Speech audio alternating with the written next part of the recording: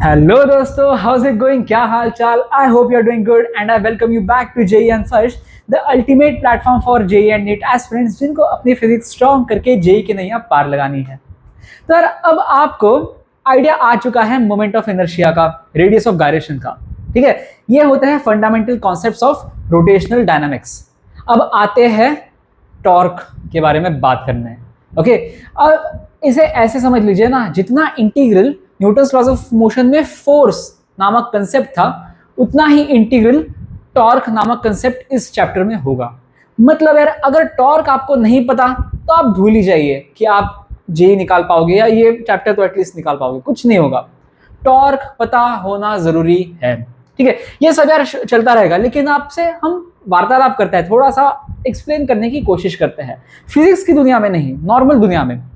ठीक है, अब आप मुझे एक बात बताइए, मैं इस रॉड को या इसको जो भी बोलो, पेन बोलो इस पेन को मैं यहां से यहां ले जा रहा हूं, तो मैं क्या कर रहा हूं? इसके ऊपर फोर्स लगा रहा हूं मैं, right? Force is the reason why this object changed its state of rest and then started its motion. Exactly similarly, torque is the reason why bodies stop being in the state of rest and then they start rotational motion. अरे ठीक है, मतलब ऐसा नहीं होता कि यार कुछ बाहर की दुनिया से कुछ टॉर्क आ रहा है, नहीं, फोर्स ही टॉर्क क्रिएट करता है। Force is the reason why torque exist. अगर फोर्स जीरो होगा तो टॉर्क भी जीरो हो जाएगा। बताता हूं कैसे। ठीक है, अब हम समझेंगे टॉर्क मतलब क्या है। समझ आ गया आपको? रोटेशनल इफेक्ट कॉज करने वाला एक फिजिकल क्वांटिटी। ऐसे याद रख लीजिए अभी के लिए यार, कहीं बोर्ड्स में तो पूछेंगे नहीं ऐसे टॉर्क का क्या मतलब होता है। अगर पूछेंगे भी तो R×F बोल दोगे आप और मार्क्स ले लोगे आपके 1 या 2 मार्क्स। बट अभी हम समझ रहे हैं, तो अभी शुरू करते हैं। ठीक है, टॉर्क। ठीक है, फिर से मैं थॉट एक्सपेरिमेंट आपसे कराना चाहूंगा। ठीक है, ये मान के चलिए एक डोर है, मतलब मैं ऊपर से दिख रहा हूँ यार, अब कैसे दिखाऊं यार आपको। ऐसे मान के चलिए कि ऊपर सीसीटीवी कैमरा यहाँ पे लगा हुआ है, ये बाहर है, यहाँ पे वेलकम मैट भी लगा देते हैं हम लोग। ये लो वेलकम मैट, ठीक है, और यहाँ पे मैं खड़ा हूं। ठीक है, यहाँ पे पिन होल मान लीजिए, जो भी मानना है मान लो यार। आपको समझ आ गया ना? मतलब ये दरवाजा हम ऊपर से देख रहे हैं, उस वजह से इतना पतला सा लग रहा है ये। ठीक है, अगर सामने से देखेंगे तो बड़ा सा होगा, लेकिन ऊपर से देख रहे हैं इस वजह से ये पतला लग रहा है। बाहर की तरफ वेलकम वाला डोरमैट, अंदर की तरफ मैं यहाँ पे खड़ा हूं। ठीक है, ऐसे समझ लीजिए आप। अब आप मुझे एक बात बताइए, कुछ मत बिना सोचे बताइए मुझे कि आपको जो दरवाजा है एकदम इजीली खोलने के लिए आप फोर्स कहां पे लगाओगे और कैसे लगाओगे, किस डायरेक्शन में लगाओगे? क्या आप फोर्स सेंटर पे अंदर की तरफ लगाओगे, या सेंटर पे परपेंडिकुलर लगाओगे, या सेंटर पे बाहर की तरफ लगाओगे, या आप एकदम एंड पे अंदर की तरफ लगाओगे, एकदम परपेंडिकुलर लगाओगे, या थोड़ा सा बाहर की तरफ लगाओगे, या एकदम पैरेलली लगाओगे? आपको दरवाजा खोलने के लिए सबसे इफेक्टिव फोर्स कौन सा होगा? अब मैं यहाँ पे आपको ज्यादा टाइम नहीं देने वाला, क्योंकि आपको पता है, क्योंकि आप में इतना कॉमन सेंस है, आपको पता है कि this force right here is the one that helps us open the door very easily, right? और ये तो बेकार है भैया, ये तो एकदम बेकार है। ऐसे हमें यार दरवाजा खोलेंगे नहीं, हम दरवाजा हिंट से बाहर निकालेंगे, दरवाजा मतलब निकल जाएगा वैसे, मतलब निकल जाएगा, मतलब ओपन नहीं हो रहा, वो डिटैच हो रहा है ऐसे कभी नहीं खींचते हम लोग, ये बेकार फोर्स है, राइट? ये फोर्स जो है वो बेकार है। समझ आया आपको? डोर के पैरेलल फोर्स जो है वो रोटेशन नहीं कॉज कर सकता डोर का, लेकिन डोर के परपेंडिकुलर जो फोर्स है वो सबसे अच्छे से रोटेशन कॉज कर पा रहा है। Make sense, right? Make sense. वही अगर मैं इसकी और इसकी कंपैरिजन में देखूंगा, इसे मतलब परपेंडिकुलर जाने वाला, ऑब्वियसली ये जो है ना, ये वाला, अरे यार सॉरी, ऑब्वियसली दिस वन, ये जो है ना एकदम परपेंडिकुलर जाने वाला। आप मतलब यार मेरे पे विश्वास नहीं यार, खुद आप थॉट एक्सपेरिमेंट करके, थॉट क्या, प्रैक्टिकल में एक्सपेरिमेंट करके आप देख लीजिए।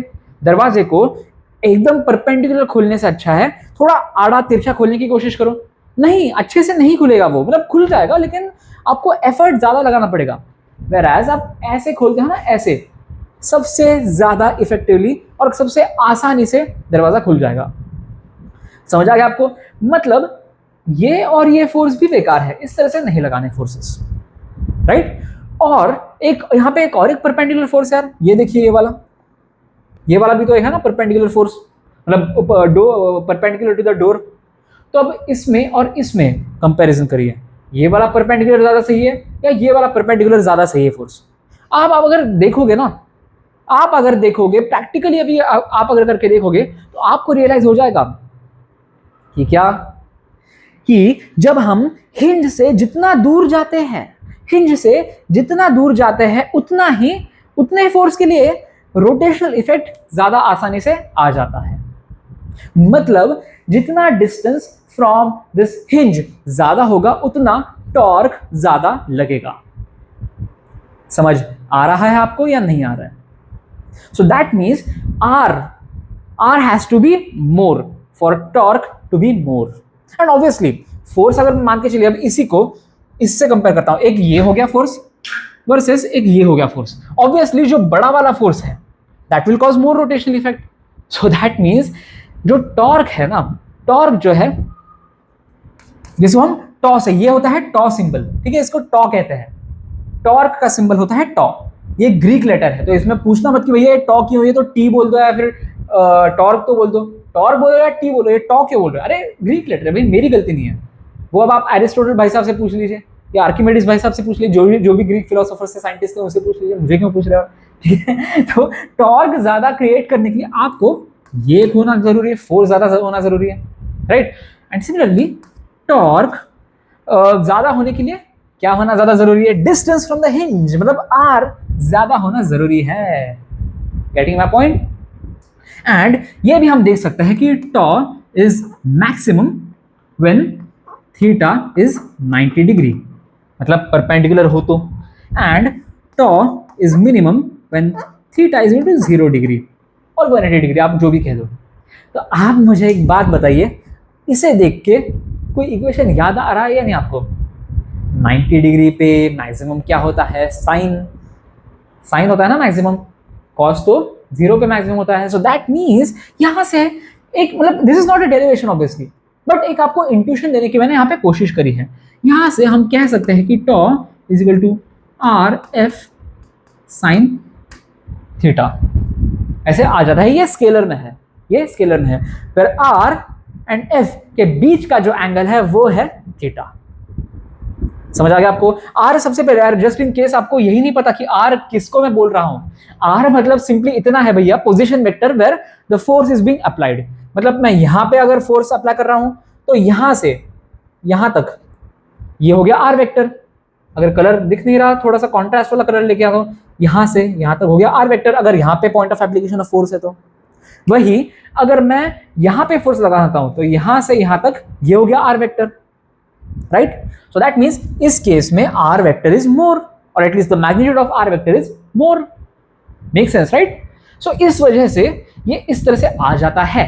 अब ये हो गया स्केलर में। अब वेक्टर फॉर्म में इसी को लिखना है तो लिख सकते हैं कि हम लोग लिख सकते हैं, and tau is a vector quantity, torque is a vector quantity. ये भी आपने याद रखना है, जस्ट इन केस आपको नहीं पता तो। Tau is equal to R vector cross F vector, and ये करना है आपने हैशटैग KKB, याद करना है ये। समझ आ गया? This is obviously not a derivation यार, ये डेरिवेशन नहीं है, आपको इंट्यूशन आने के लिए मैंने ये बताया है, ठीक है? इसको याद ही करना है।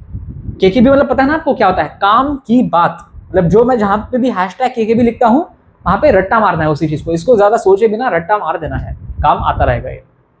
ओके, अब वही है जो मैंने यहाँ पे पूछे थे आपसे सवाल, यही यहाँ पे लिखे, for the maximum rotational effect should the point of application be closer to the hinge और फर्दर अवे। अब बताइए मुझे, अब आपको पता है it should be further away, right? Maximum rotational effect के लिए दूर ज्यादा हो तो बेटर है। फर्दर आप रखोगे तो रोटेशनल इफेक्ट ज्यादा आएगा, मतलब टॉर्क ज्यादा होगा, right? For the maximum rotational effect what should be the angle? अभी मैंने बताया कि 90 डिग्री, तो ये लिख दीजिए 90 डिग्री। और अगर आप रेडियन में लिखने के शौकीन हो तो इसको आप π/2 भी लिख सकते हो, π/2 रेडियन, राइट? और and which of the 7 given forces generate the maximum rotational effect? मैंने ये बोल दिया है, यही वाला है, ठीक है? तो इसको कैसे दिखाऊं मैं? ये वाला अब एग्जाम में तो ऐसे हम ड्रॉ करके नहीं दिखा सकते, but obviously this is just for illustration purpose. ऐसे एग्जाम क्वेश्चन तो आते नहीं एग्जाम में, इतने सिंपल तो नहीं आते, राइट। समझ आ गया आपको या नहीं आया कि टॉर्क होता क्या है? टॉर्क रोटेशन क्रिएट करने वाला, रोटेशन कितना क्रिएट कर सकता है वो दर्शाने वाला फिजिकल क्वांटिटी है। एंड उसको निकालने के लिए हम बोलते हैं ये कुछ इस तरह से, tau vector is equal to R vector cross F vector. And अगर आपको सिंपली स्केलर में निकालना है तो tau is equal to R F sine theta भी कर सकते हैं, where theta is the angle between R vector and F vector.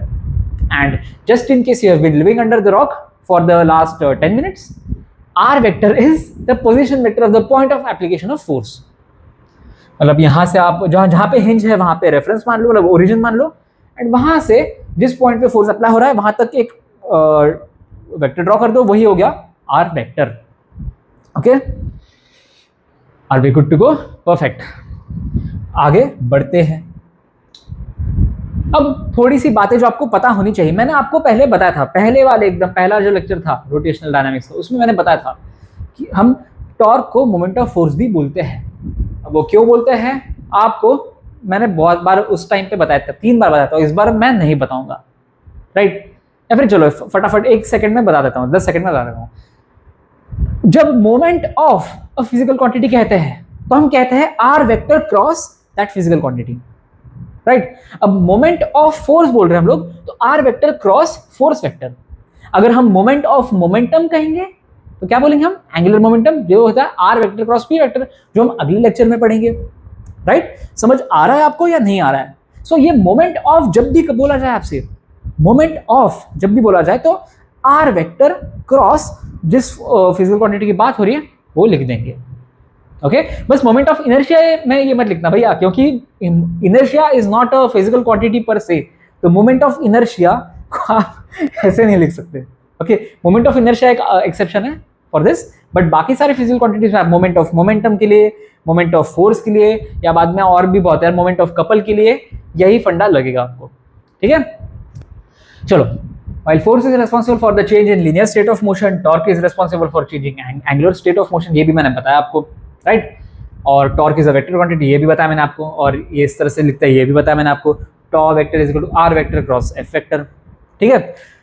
अब आपको यार ये कैसे लिखते हैं मैंने वेक्टर्स में, मतलब वेक्टर वाले चैप्टर में अच्छे से बताया था, एंड आपको अभी तक तो पता होना चाहिए क्योंकि आप रोटेशन पढ़ रहे हो तो, but just in case you don't know तो ये ऐसे समझ लीजिए आप, आर वेक्टर को अगर हम I cap J cap K cap में लिखते हैं तो ये R X I cap plus R Y J cap plus R Z K cap, right. और एफ वेक्टर को F X I cap plus F Y J cap plus F Z K cap, right. So अब हमें R vector cross F vector करना है, तो हम कर क्या रहे हैं? हम लोग इसे R X I cap cross F X I cap plus R X I cap cross F I J cap plus R X I cap cross F Z K cap plus R Y J cap cross F X I cap plus R Y J cap cross F I J cap plus R Y J cap cross F Z K cap, इस तरह से करते जा रहे हैं। और फिर are Z के लिए भी इससे क्रॉस प्रोडक्ट कर देंगे, तो उससे आ जाता है ये इस तरह का, ये डिटरमिनेंट इसी फॉर्मूले में, इसको आप ये डिटरमिनेंट को सॉल्व करोगे तो ये क्रॉस प्रोडक्ट ही आ जाएगा। अब ये मत बोलना भैया कि आपको डिटरमिनेंट सॉल्व करना नहीं आता, आता है ना आपको डिटरमिनेंट सॉल्व करना, आई होप यार इतना तो आना चाहिए यार, अगर नहीं आता तो थोड़ी सी दिक्कत की बात है। पता है ना कैसे करते हैं, मैं यहीं पे दिखाऊंगा, ठीक है। मैं लिखूंगा नहीं यहाँ पे यार, मैं ये लिखूंगा नहीं, क्योंकि ये मैथ्स वाले प्रोफेसर की, मैथ्स वाले टीचर की रिस्पॉन्सिबिलिटी है आपको डिटरमिनेंट्स पढ़ाना, एंड मेरी भी थी बट मैंने वो पूरी कर दी है। बट नहीं पता आपको यार तो please go back to the vectors वाला चैप्टर, या वेक्टर मतलब वेक्टर प्रोडक्ट वाले चैप्टर, मतलब सॉरी क्या था, क्रॉस प्रोडक्ट, हाँ क्रॉस प्रोडक्ट वाले पार्ट को आप अच्छे से देख लीजिए, उसमें ये बताता है डिटरमिनेंट्स को कैसे हम सॉल्व करते हैं, ठीक है। आई कैप ब्रैकेट में लिखना है R Y F Z minus R Z F Y minus J cap R X F Z minus R Z F X bracket close plus K cap bracket में R X F Y minus R Y F X. लिखूं क्या मैं? नहीं है ना लिखने की जरूरत यार, यार मुझे लिखना I think I don't no, मतलब मैं तो आप लोगों से इंटरेक्ट कर नहीं रहा हूँ तो यार लिख ही देता हूँ मैं, मुझे नहीं, मैं नहीं चाहता कि कोई भी बच्चा पीछे रहे यार। मतलब 100 बच्चों में से अगर 95 बच्चों को भी पता हो ना, या फिर 5 बच्चों को भी ना पता हो, तो तो भी मुझे लगता है कि यार 5 बच्चों के लिए तो लिख ही देना चाहिए, क्योंकि that is the people that I am targeting. मतलब 95 लोगों को तो यार बड़े बड़े कोचिंग वाले पढ़ा देते हैं, उनसे रिजल्ट्स लाते हैं। बाकी के जो 5 हैं जो थोड़ा सा किसी वजह से थोड़ा स्ट्रगल कर रहे होंगे या थोड़ा सा पीछे रह गए होंगे, उनको ऊपर उठाने का काम है, तो उस वजह से लिख देता है मैं। ओके, सो सॉरी अगर आपको लग रहा है कि मैं टाइम वेस्ट कर रहा हूँ, बट लिखना जरूरी है। ठीक है, इसको कैसे लिखना है, आई कैप को ब्रैकेट में लिख दो, फिर आई कैप को ब्रैकेट में लिख दो, इसको मल्टीप्लाई करो माइनस इसको ऐसे, तो ये हो जाता है R Y F Z minus R Z F Y, right. फिर बाद में अब जे कैप वाला जो है तो इसको माइनस जे कैप ऐसे लिख दो, माइनस जे कैप ऐसे लिख दो। फिर अब R X F Z minus R Z F X, ठीक है, R X F Z minus R Z F X plus K cap, अब ये के कैप बचा हुआ है, अब इसको R X F Y minus R Y F X, ठीक है।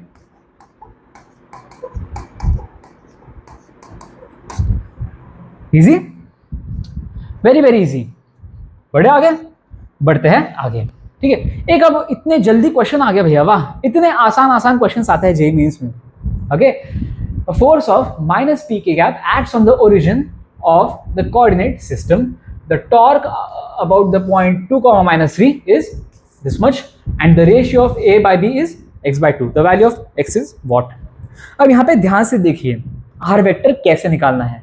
मैंने आपको क्या बताया था, हम r वेक्टर जब निकालते हैं तब हम क्या करते हैं, एक रेफरेंस पॉइंट से point of application of force की तरफ एक वेक्टर ड्रॉ करते हैं एंड उसको r वेक्टर बोल देते हैं, राइट। अब इस केस में रेफरेंस पॉइंट क्या है भैया, यहाँ पे origin is not the reference point, origin है मतलब this point 2, -3, this is our reference. The torque about the point 2, 3, the torque about this reference point, ठीक है। अब एक बार मैं कार्टेशियन सिस्टम बना देता हूँ यार, ये ऐसे देख लीजिए 2, -3 कहाँ पे होगा, ये कुछ यहाँ पे होगा, 2, -3, 2 पॉजिटिव x -3 नेगेटिव y, तो ये यहाँ पे होगा, राइट। एंड फोर्स कहाँ पे लग रहा है यार, फोर्स लग रहा है ऑन द ओरिजिन, मतलब फोर्स ऐसा कुछ लग रहा है, ठीक है। ऑन कौन से डायरेक्शन में लग रहा है, minus P K cap direction. अब के इसमें के कैप तो दिखा नहीं सकता मैं, क्योंकि वो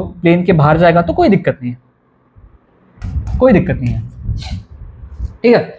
बस दर्शा दिया हमने अभी के लिए, दैट्स गुड इनफ, ठीक है। अब आप मुझे एक बात बताइए, यहां से आर वेक्टर में कैसे ड्रॉ करूंगा, रेफरेंस से लेके point of application of force यहां तक।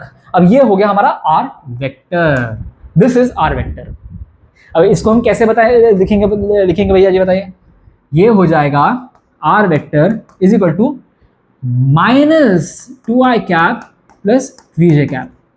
क्यों हो गया भैया जी, फाइनल पॉइंट का X coordinate minus initial point का X coordinate, it is 0 -2, that is -2i cap plus final point का y coordinate which is 0 minus of initial point का y coordinate which is -3, तो minus of -3 is +3। इस तरह से r ऐसे आ जाता है, राइट। अब r आ चुका है और f तो हमारे पास ऑलरेडी है, f कितना है भैया, -p के कैप, राइट, परफेक्ट। और क्या यार, torque about the point is P A I cap plus B J cap, ठीक है। अब निकालते हैं हम यार, इसको हम निकाल लेते हैं।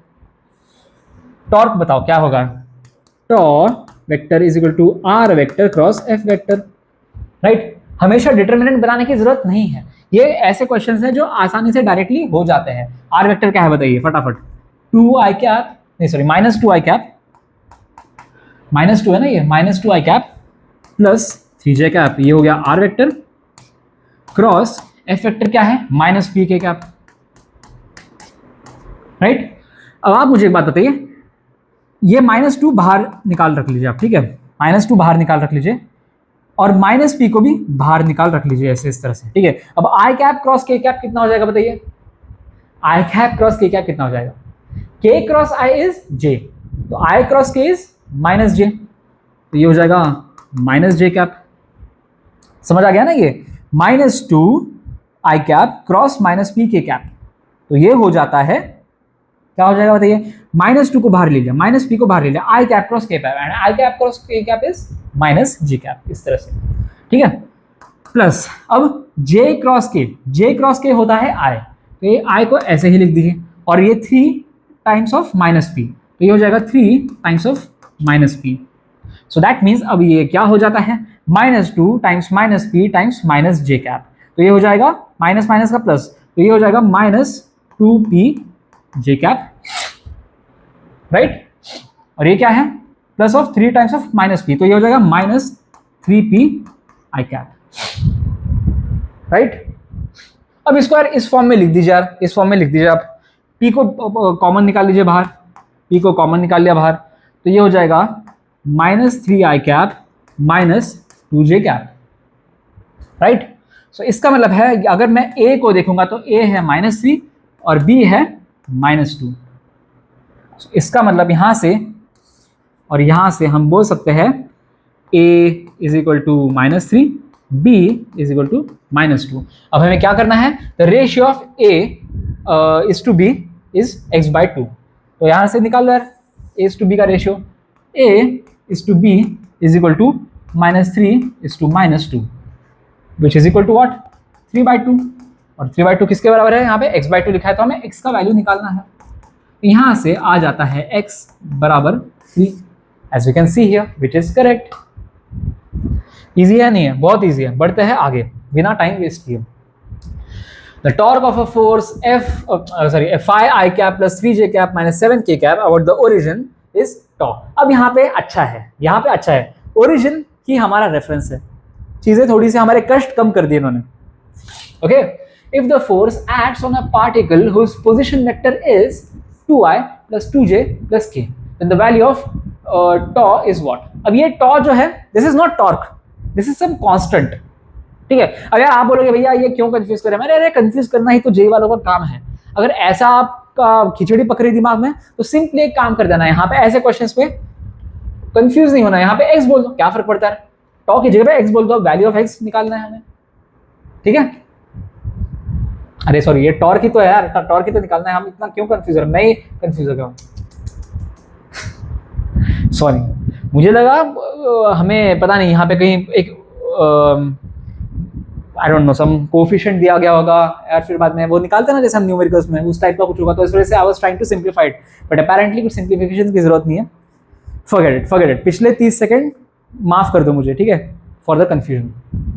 एनीवे, टॉर्क क्या है, ये है, sorry, torque of a force क्या है, फोर्स है ये, फोर्स क्या है, Phi plus 3j minus 7k, Phi plus 3j minus 7k, and R vector क्या है, पोजीशन वेक्टर क्या है, position vector is 2i plus 2j plus k, 2i plus 2j plus k।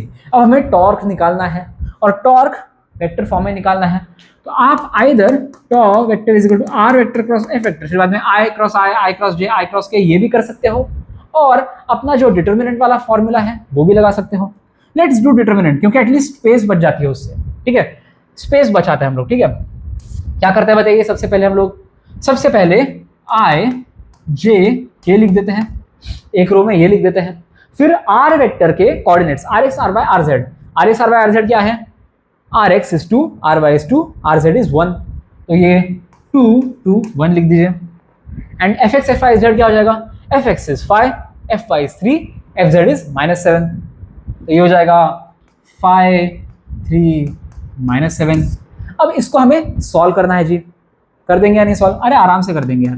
तो आई कैप पहले आई कैप लिख दो, तो ये हो जाएगा 2 क्रॉस -7 माइनस 1 क्रॉस 3, तो ये हो जाएगा, लिख दो क्या directly, 2 cross -7 is -14, minus of 1 cross 3 is -3, right.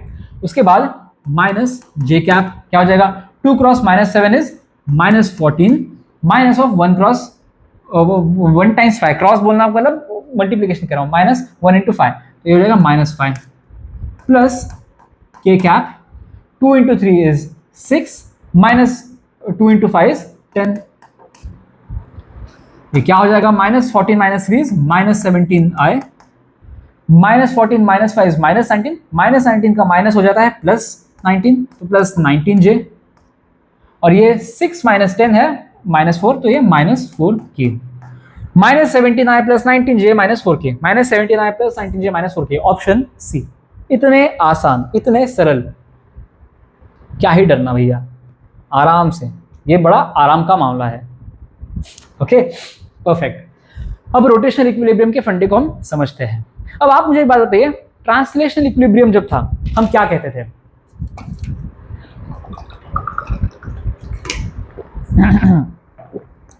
Translational equilibrium का मतलब क्या था? मतलब उसका सेंटर ऑफ मास जो है, it is in the state of rest और uniform motion, that is the net force acting on the body was zero. वो कब था? ट्रांसलेशनल इक्विलिब्रियम के केस में। अब आ चुका है रोटेशनल इक्विलिब्रियम। अरे तो भैया एनालॉजीज लगानी है, नेट फोर्स उस केस में जीरो था, यहाँ पे नेट टॉर्क जीरो हो जाएगा। इजी है नहीं भैया? अरे बहुत इजी है। अब आप ऐसे बोल दीजिए कि कोई रैंडम, चलो इसी, या फिर एक काम करते हैं, ये थोड़ा छोटा हो जाता है, इसकी बात करते हैं हम लोग, ठीक है? अभी मैं, ये इतना हैवी बॉडी है ये, ठीक है, इतना हैवी बॉडी है, इसके ऊपर फोर्सेस भी लग रहा है, इसका वेट भी है, राइट? इसका वेट है ना अपने आप का, और मेरे हाथ का भी फोर्स है, तो भैया दो फोर्सेस लग रहे हैं, फिर भी ये बॉडी रोटेशनल इक्विलिब्रियम में कैसी है? इट इज बिकॉज यहाँ पे दिखाते हैं, चलो इसी की बात करते हैं हम, ठीक है? ये मेरे पास ऐसी बॉटल थी, राइट? ऐसी है ना मेरी बॉटल, ये कुछ इस तरह से है मेरी बॉटल। अब यहाँ पे ग्रेविटेशनल फोर्स mg तो लग रहा है, लेकिन मैं normal reaction equal and opposite लगा रहा हूँ, and they are acting at the same point, right? अगर मैं, चलो इसी को रेफरेंस मान के चलता हूँ, ठीक है? इसी को रेफरेंस मान, चलो या फिर इसको मत मानो, कोई और रेफरेंस पॉइंट ले लो, just for the sake of understanding it more clearly, इसको रेफरेंस पॉइंट मान लो, ठीक है? अब यहाँ पे अगर मैं ये ऐसे कर देता हूँ, ये हो गया आर वेक्टर, राइट? अब इसके वजह से, mg की वजह से, वेट की वजह से क्या टॉर्क हो जाएगा? τ1 will be equal to R vector cross mg vector, right? And ये नॉर्मल रिएक्शन जो मेरा हाथ ऊपर की तरफ लगा रहा है, उसकी वजह से क्या होगा torque? It will be R vector cross n vector, right? And अगर मैं दोनों टॉर्क्स को ऐड कर देता हूं, तो ये क्या हो जाएगा? τ1 वेक्टर प्लस τ2 वेक्टर। अब r को आप कॉमन निकालो,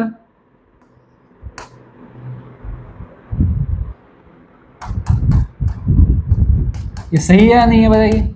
mg vector plus n vector. अब mg वेक्टर ये डाउनवर्ड डायरेक्शन है, mg वेक्टर मतलब वेट है, ऐसे बोलते हैं। चलो आप बोलोगे भैया m कब से वेक्टर हो गया? w वेट बोल दो। What I am trying to say is weight. समझ आ रहा है नहीं आपको यार? कंफ्यूज मत हो यार, छोटी छोटी बातों पे कंफ्यूज ना होना सनम, समझिए, भावनाओं को समझिए यहाँ पे, ठीक है? तो m मतलब जो वेट है वो नीचे की तरफ है, और n है वो ऊपर की तरफ है, and they're equal and opposite. So that means mg vector plus n vector, it cancels out and this becomes 0. And r vector cross 0 vector will also have to be 0 vector. So that means इस वजह से ये फंडा, ये दिक्कत हो रही है कि ये भैया इतनी बॉटल जो है दो फोर्सेस लगने के बाद भी रोटेट नहीं कर रही है। अब आप बोलोगे भैया ये तो बहुत ही इनकन्वीनियंट सी बात होगी, मतलब यार आप ऊपर n और mg मतलब क्या इक्वल एंड अपोजिट कर रहे हो? ये तो पहले भी हम करते थे, तो हर केस में तो ऐसे होना चाहिए। हर केस में नहीं होता मेरे भाई, बताता हूँ आपको क्यों नहीं होता। अब मैं दूसरा एग्जांपल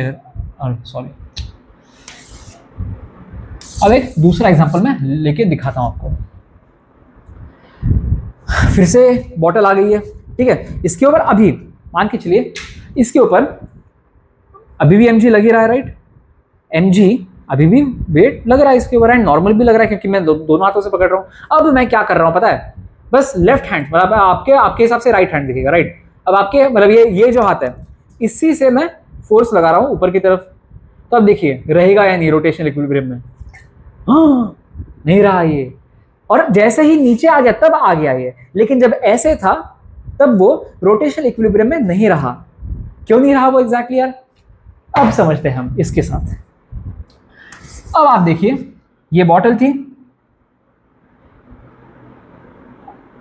यहां पे mg, फिर इसको वेट ही बोलता है। चलो आप बाद में कंफ्यूज होते रहोगे भैया m ये कैसे, ये हो गया वेट इसका, राइट? ऐसा है। लेकिन अब इस केस में ना, जो मेरा ऊपर की तरफ नॉर्मल फोर्स जो है वो मैं ऐसे लगा रहा हूं, मैं ऐसे, एंड अभी भी n और w जो है they are equal and opposite. So उस वजह से the body technically is not, उसका सेंटर ऑफ मास तो at least is not translating, center of mass is still at rest, center of mass is still in the state of rest, but because of the rotation, मतलब because of the net torque being non-zero, rotation effect आ रहा है। अब वो कैसे आता है वो भी हम देख लेते हैं, ठीक है। अब आप बताइए रेफरेंस पॉइंट आपको क्या लगाना है, रेफरेंस पॉइंट क्या लगाना है, कोई भी लगा सकता है। And by the way remember this very useful trick और very useful skill of finding using the best reference point here. अब वैसे देखा जाए तो यार आपको एक नुस्खा बताता था मैं, ठीक है, ऊपर ऊपर कई बात है ये, ऐसे कोई ज़्यादा बहुत डिटेल वाली कोई चीज़ नहीं है, बट मैं आपको एक नुस्खा बताता हूँ कि आपको जितने ज़्यादा ऐसे फोर्सेस होंगे, वो भी वेरिएबल फोर्सेस है ना, जिस पॉइंट के अलॉन्ग लग रहे हैं उसी पॉइंट पे आपको रेफरेंस मान के चलना है, क्योंकि उसके वजह से क्या होता है ना कि बहुत सारे हमारे टॉर्क्स जो है वो अननोन टॉर्क्स है, वेरिएबल टॉर्क्स है, वो निकल जाते हैं and that makes it very easy for us to solve the equations. Question के साथ मैं आपको दिखा दूंगा, लेकिन अभी के लिए अब यहाँ पे समझिए कि मैं कोई ये अपना यही पॉइंट है, इसको मैं अपना रेफरेंस मान के चल रहा हूँ अभी के लिए, ठीक है। अभी के लिए समझिए, अभी की बाद में वो कैसे निकालना है वो रेफरेंस पॉइंट वगैरह मैं आपको थोड़ी देर में बताऊंगा, लेकिन अभी के लिए मान के चलिए कि मैं इसे रेफरेंस पॉइंट मान रहा हूँ, ठीक है। अब यही पॉइंट है, अब यहाँ से इसी पॉइंट से जो एन वेक्टर का जो आर वेक्टर है, मतलब पोजिशन वेक्टर, वो तो जीरो हो जाएगा। मतलब what I am trying to say is कि हम point of application of force को फाइनल पोजीशन बोलते हैं एंड रेफरेंस को इनिशियल बोलते हैं, बट यहाँ पे for N vector final and initial both are same, so इस वजह से यहाँ पे इसके लिए आर वेक्टर हो गया zero and that's why R vector cross N vector हो जाएगा जीरो। तो इसका torque about this point will be zero, getting my point, torque about this point will be zero. वही अगर मैं इसी पॉइंट के अबाउट इसका बताऊं मैं, अब आप यहां पे देखिए, ये हो गया आर वेक्टर, राइट, एंड ये हो गया डब्ल्यू वेक्टर। तो यहां पे about this point torque net हो जाता है R vector cross W vector.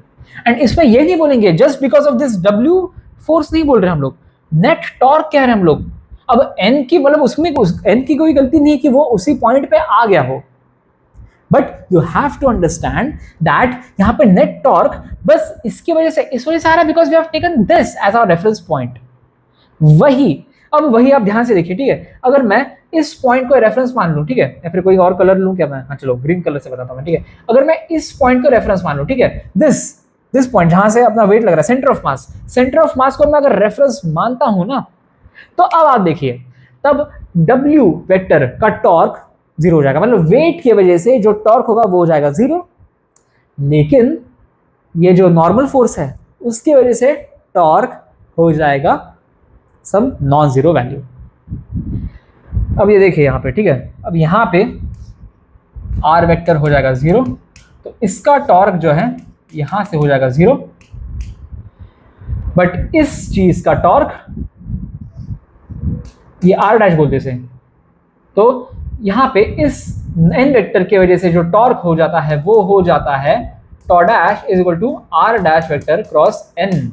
So that means क्या हो जाएगा, अब यहाँ पे टॉर्क का वैल्यू जो है हम यहां से देख सकते हैं कि इस फ्रेम में अलग है, इस फ्रेम में अलग है, इस रेफरेंस पॉइंट के अबाउट अलग है, इस रेफरेंस पॉइंट के अबाउट अलग है। So that's the thing, torque is always defined from a point of reference और अबाउट एन एक्सिस, ठीक है। Torque is always defined about an axis.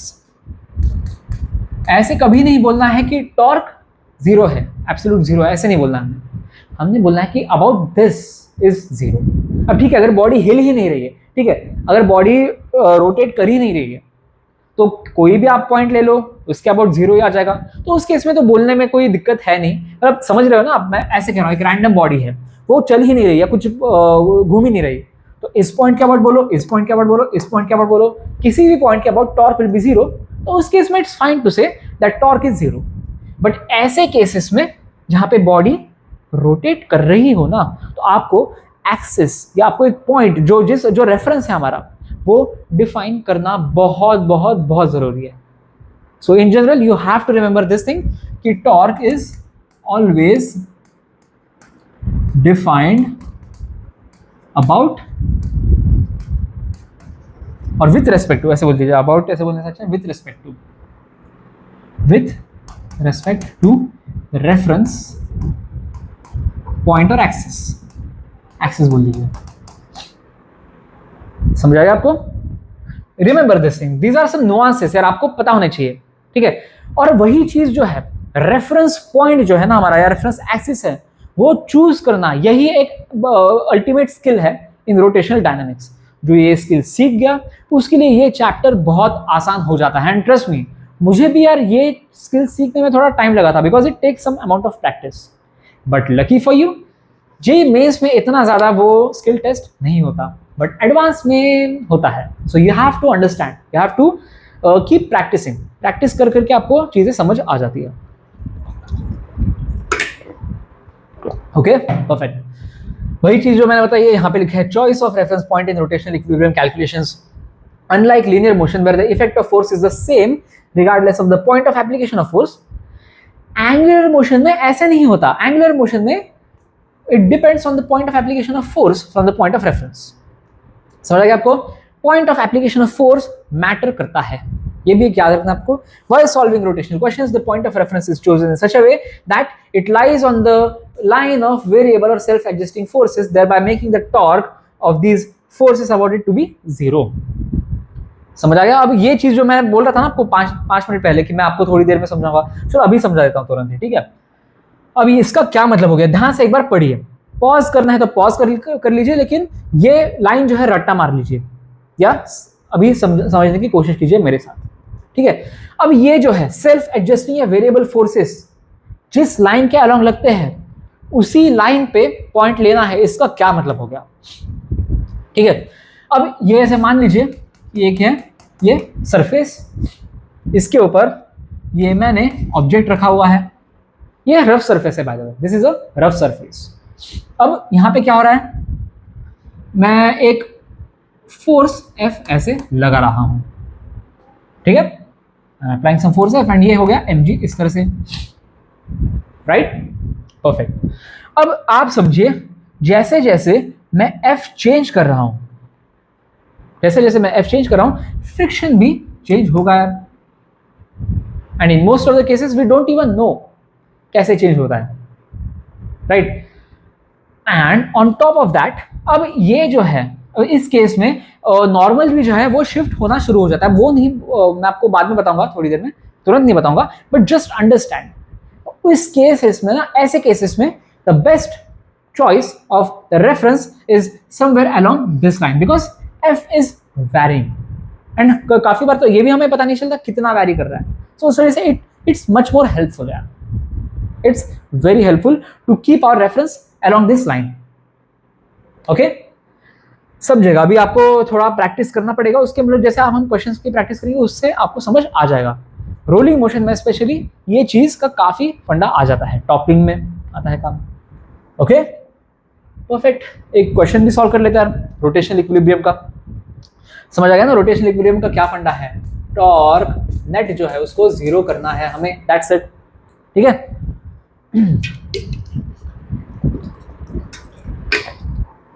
A meter scale is balanced on a knife edge at its center, ठीक है। When two coins each of mass 10 gram are put one on top of the other at the 10 centimeter mark, the scale is found to be balanced at the 40 centimeter mark. The mass of the meter scale is found to be x into 10 raised to power minus 2 kg. The value of x is what? ठीक है, metre scale का मतलब क्या है, उसका length is 1 metre and 1 metre मतलब क्या होता है 100 सेंटीमीटर। ये मीटर स्केल मान लीजिए, मीटर स्केल 1 मीटर बोलो या 100 सेंटीमीटर बोलो, 100 सेंटीमीटर ही बोल देते हैं अभी के लिए, थोड़ा सा आसान हो जाएगा हमें समझने के लिए, ठीक है। अब आप ऐसे एक बात बताइए, इसका जो सेंटर ऑफ मास है वो कहाँ होगा, इस स्केल का एक अकेली स्केल होगी, ऑब्वियसली उसका centre of mass will be at its centre, right. That will, अगर हमें ऐसे इसमें बोले, हम मार्कर्स में बोले 1 2 3 4 5 6 7 8 9 10, तो ये मतलब 1 2 3 4, हाँ यहाँ पे मतलब x is equal to 50 centimetre पे इसका सेंटर ऑफ मास होगा। Make sense? Okay, perfect. अब यहाँ पे क्या कर रहा है, 2 coins each of mass 10 gram are put one on top of the other at the 10 centimetre mark. 10 centimetre mark कहाँ पे है? This is x is equal to 10 centimetre mark, and इसके ऊपर हमने ये कॉइन्स रखे हुए हम लोगों ने, ठीक है। कितने ग्राम के ये मासेस? ये 10 ग्राम और 10 ग्राम, मतलब टोटल 20 ग्राम के मासेस रखे हुए हमने at x is equal to 10 centimetre, right. अब क्या हो रहा है कि the scale is found to be balanced at 40 centimetre mark. अब जब ये कहता है कि scale is balanced at 40 centimetre mark, इसका मतलब ये कह रहे हैं वो लोग कि हमें एक फलक्रम लगाना हो, एक ये करना हो, जैसे मान के चलिए अगर मुझे इसको बैलेंस करना हो ना, कैसे आड़ा तिरछा ना हो, तो मुझे at x equal to 40 centimetre पर रस्सी बांधनी पड़ेगी। मतलब यहाँ पे ऐसे मैं यहाँ पे बांध ऐसे दूंगा तो ये आड़ा तिरछा नहीं होगा, ये एकदम हॉरिजॉन्टल रहेगा, बैलेंस्ड रहेगा, right. So at x equal to 40 centimetre हमारा बैलेंस आ रहा है। सो इसका क्या मतलब हो गया मेरे भाई? इसका क्या मतलब हो गया?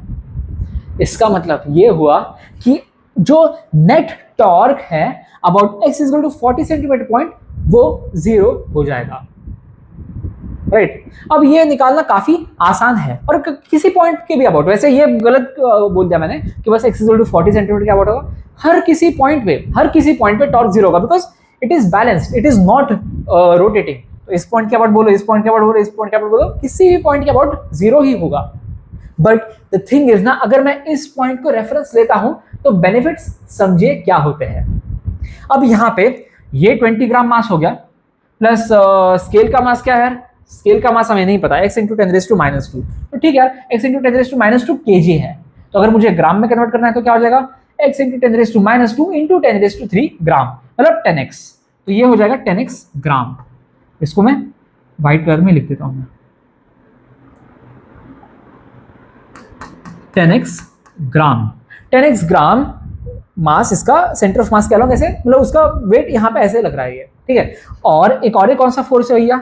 यहाँ पे भी एक टेंशन फोर्स होगा ना यार, ये टेंशन फोर्स होगा, एंड इसको निकाल तो सकते हैं आराम से, obviously, no worries. 10x plus 20 times g, इस तरह से हम टेंशन फोर्स निकाल सकते हैं। बट फालतू का एक यूजलेस इक्वेशन बन रहा है। Why do we want to complicate things when we can simplify them? So उस वजह से अगर मैं यहाँ पे इस पॉइंट को अगर मैं रेफरेंस मान लेता हूँ ना, ये वाले पॉइंट को मैं अगर रेफरेंस मान लेता हूँ, तो अब देखिए मुझे यहाँ पे इसका टॉर्क जो है वो 0 हो जाएगा, because this is literally the point of application of force. तो आर वेक्टर यहाँ पे 0 हो जाएगा फॉर दिस टेंशन वाला फोर्स, राइट। अब यहाँ पे ये हो गया r1 वेक्टर, ये हो गया r2 वेक्टर, राइट। अब यहाँ पे देखिए r1 vector cross f vector, ये देखिए यहाँ पे रिवर्स क्लॉकवाइज इफेक्ट, क्या एंटी क्लॉकवाइज इफेक्ट ये चिल्लर करा रहे हैं। ये 20 ग्राम है, 10-10 वाले जो कॉइन्स है वो रिवर्स क्लॉकवाइज इफेक्ट करा रहे हैं।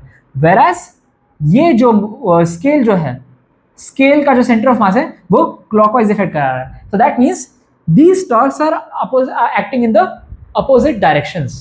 Although the forces of these 20 ग्राम वाले coins and 10x ग्राम वाला मीटर स्केल दोनों नीचे की तरफ एक्ट कर रहे हैं, but since they are in the opposite directions of the reference point, उस वजह से इनके टॉर्क्स जो है ना वो अलग अलग है। समझ आ गया आपको? तो इसका मतलब ये हो जाएगा कि चलो अब हम एक काम करते हैं, क्लॉकवाइज को पॉजिटिव मान के चलते हैं, एक रेफरेंस को पॉजिटिव मान के चलते हैं। ये जो है इसकी वजह से जो इफेक्ट है सेंटर, मतलब ये जो है 10x टाइम्स g, ठीक है, ये 10x टाइम्स g नहीं है, ग्राम है, बट ठीक है, आप 10x g भी बोल सकते हो, कोई दिक्कत नहीं है, ठीक है। तो 10x टाइम्स g, अब मैं यहाँ पे एक्सेलरेशन ड्यू टू ग्रेविटी में बोल रहा हूँ इसे, इम्प्रोवाइज अडैप्ट टॉर्क, बट वैसे देखा है तो एक ग्राम था, but are you getting my point what I am trying to do here? मैं अब फोर्स निकाल रहा हूँ, ये है force, that is the weight 10xg times r2 minus of 20g times r1, ये हो जाएगा 0। इसका क्लॉकवाइज इफेक्ट और इसका एंटी क्लॉकवाइज इफेक्ट एक दूसरे को कैंसिल कर रहे हैं। समझ आ रहा है आपको या नहीं आ रहा है? ध्यान से समझिए आप।